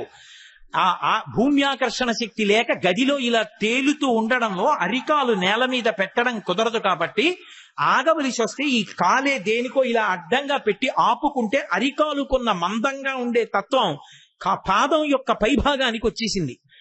6 నెలలు అంతరిక్షంలో వ్యోమగామిగా ఉండి భూమి మీదకి దిగినటువంటి ఒక స్త్రీ అంత గొప్పది. ఆవిడ ధైర్యంగా చెప్పుకుంది, అంత అంతరిక్షంలో 6 నెలలు ఉన్నా నేను భయపడకపోవడానికి 2 కారణాలు. నేను అంతరిక్షంలోకి కూడా నాతో పట్టుకెళ్ళినవి 2. ఒకటి వినాయక ప్రతిమ, 2 భగవద్గీత. నేను ఎక్కడికి వెళ్ళినా ఈ 2 పట్టుకెడతాను. వినాయకుడు నా చెంతనుండగా, భగవద్గీత నా పక్కనుండగా నాకు అపజయం లేదని చెప్పుకుంది. ఆ 2టిని తనతో పాటు అంతరిక్షానికి కూడా పట్టుకెళ్ళింది. అటువంటి సునీతా విలియమ్స్ ఈ జాతిలో పుట్టి ఖ్యాతి తీసుకురాలేదా? ఎంతమంది తల్లులు, ఒకరా ఇద్దరా? రాణి రుద్రమదేవి ఆడపిల్లగా పుట్టి మగపిల్లవాడుగా పెరిగి కాకతీయ సామ్రాజ్య వైభవాన్ని నిలబెట్టడానికి యుద్ధాలు చేసి అసలు ఎవ్వరూ ఊహించని రీతిలో కాకతీయులకు ఓరుగల్లులో కోట కట్టి మహాతల్లి తన మనవడైనటువంటి ప్రతాప రుద్రుణ్ణి తీసుకొచ్చి దత్తత చేసుకుని పట్టాభిషేకం చేసి ఈ జాతికి అద్భుతమైనటువంటి పరిపాలన అందించినటువంటి స్త్రీమూర్తిగా నిలబడిపోలేదా? ఎంతమంది విదుషీమణులు, ఒకరా ఇద్దరా? అసలు దేశ గౌరవాన్ని సంగీతంలో కానివ్వండి, భక్తిలో కానివ్వండి, కవనంలో కానివ్వండి, క్రీడల్లో కానివ్వండి, అంతరిక్ష శాస్త్రంలో కానివ్వండి, శాస్త్రవేత్తగా కానివ్వండి, పరిపాలనా రంగంలో సిరిమావో బండారు నాయక్ కానీ, మార్గరెట్ థాచర్ కానీ, భారతదేశాన్ని కొంతకాలం పరిపాలించిన శ్రీమతి ఇందిరాగాంధీ కానీ ఎంతమంది విదుషీమణులు దేశ పరిపాలనలు చెయ్యలేదు. అందరూ ఎంత ఖ్యాతిని సముపార్జించారు. వ్యక్తిగత జీవితంలో చిన్న మత్సని పొందకుండా, గీత దాటకుండా ఎంత మర్యాద తాము సంపాదించుకొని లోకానికి ఆదర్శమూర్తులుగా వాళ్ళు నిలబడ్డారు. అసలు ఈ జాతి గౌరవం అంతా ఎక్కడుంది అంటే తనంత తాను మహాశక్తివంతురాలు పరదేవత. అందుకే తల్లి గురించి కీర్తిస్తే శ్రీమాత, శ్రీ మహారాజ్ఞి, శ్రీమత్ సింహాసనేశ్వరి అని మొదలుపెట్టింది లలితా సహస్రం. ఆమె శ్రీమత్ సింహాసనేశ్వరి, సింహాసనం మీద కూర్చుని ఒక లోకాన్ని కాదు సమస్త లోకములను పరిపాలిస్తుంది. ఆమె శక్తి. యాదేవీ సర్వభూతేషు శక్తి రూపేణ సంస్థిత నమస్తస్యై నమస్తస్యై నమస్తస్యై నమో నమః. యాదేవీ సర్వభూతేషు క్షుధారూపేణ సంస్థిత నమస్తస్యై నమస్తస్యై నమస్తస్యై నమో నమః. ఎక్కడ ఆకలున్నా ఆవిడే, ఎక్కడ అన్నం ఉన్నా ఆవిడే, ఎక్కడ దాహం ఉన్నా ఆవిడే, ఎక్కడ నీళ్లున్నా ఆవిడే, ఎక్కడ కీర్తున్నా ఆవిడే, ఎక్కడ సిగ్గున్నా ఆవిడే, ఎక్కడ లజ్జ ఉన్నా ఆవిడే, ఎక్కడ ఆరోగ్యం ఉన్నా ఆవిడే, ఎక్కడ మర్యాద ఉన్నా ఆవిడే. ఇంత శక్తివంతురాలై లోకములను పరిపాలించగలిగిన తల్లి చిట్ట చివరికి ఏది అన్నది మహానుభావుడు శంకర భగవత్పాదులు సౌందర్యలహరిలో ఒక చోట చెప్పారు. మహామాయా విశ్వం భ్రమయసి పరబ్రహ్మ మహిషి. ఆమె ఇన్ని లోకములను పరిపాలించగలిగినదయ్యుండి తనంత తానుగా భర్తకి వశపడింది. నేను పతివ్రతని, భర్తని అనుగమిస్తాను, నేను ఆయన యొక్క భార్యని అని చెప్పుకోవడానికి సంతోషపడతాను అంది. వశపడడం మనిషి గౌరవింపబడడానికి కారణమవుతుంది. నేను ఎవ్వరికీ లొంగను అన్నవాణ్ణి ఎవ్వరూ చేరదీయరు. ఆఖరికి తిరుమలలో ఒక ఏనుగుండేది. ఆ ఏనుగు ఒకప్పుడు మాడవీధులలో స్వామిని తీసుకుని ఊరిరిగింపుగా వెడుతూ భక్తుల మీదకి దూకింది. వెంటనే దాన్ని కిందకి తీసుకెళ్లిపోయి గోశాలలో కట్టేశారు. ఈ మధ్యకాలంలో నేను కనుమ పండుగ నాడు తిరుమలలో ఉండి ఆ తిరుపతిలో ఉన్న గోశాలకి వెళ్ళి అక్కడున్న గజశాలకి వెళ్ళి ఏమంటే ఒకప్పుడు కొండ మీద అదుపు తప్పి భక్తుల మీదకి వెళ్లిపోయినటువంటి ఏనుగు ఎక్కడుంది అని అడిగాను. నన్ను ఆ గజశాలకి తీసుకెళ్లి చూపించారు. ఇనప గొలుసుల చేత బంధింపబడింది. దీన్ని ఇంకా కొండ మీదకి తీసుకెళ్లి స్వామివారిని వహింప చెయ్యరా అని అడిగాను. ఆయన నాతో ఒక మాట అన్నాడు. కొన్ని ప్రభుత్వాలకి ఉత్తరాలు రాశామండి, దీన్ని తీసుకెళ్లి అడవిలో వదిలేయడానికి అనుమతి ఇమ్మని, అనుమతి రాగానే అడవిలో వదిలేస్తాం. ఒక్కసారి వశపడకుండా వశం తప్పి భగవంతుణ్ణి మొయ్యవలసిన ఏనుగు భగవంతుణ్ణి మొయ్యకుండా భక్తుల మీదకెళ్ళింది కాబట్టి ఏ అడవిలోంచి వచ్చిందో ఆ అడవిలోకి వెళ్ళిపోతుంది. అంత గొప్ప ఏనుగైనా మావటికి లొంగితేనే వెంకటేశ్వరుణ్ణి వహించడానికి అర్హత పొందింది. ఎంత శక్తివంతుడైనా మనిషి ఎవరికో ఒకడికి లొంగాలి. నా గురువుకైనా లొంగాలి, నా తల్లికైనా లొంగాలి, నా తండ్రికైనా లొంగాలి, నా సోదరులకైనా లొంగాలి, అథవా నా భార్యకైనా లొంగాలి. లోకంలో పరమ మర్యాద ఏమిటి అంటే స్త్రీ ఇంత శక్తివంతురాలయ్యుండి, ఇంత శక్తి ఉండడం ఒకెత్తు, ఇంత శక్తి లోక సంక్షేమానికి 10 మంది సంతోషానికి పనికి రావడం ఒకెత్తు.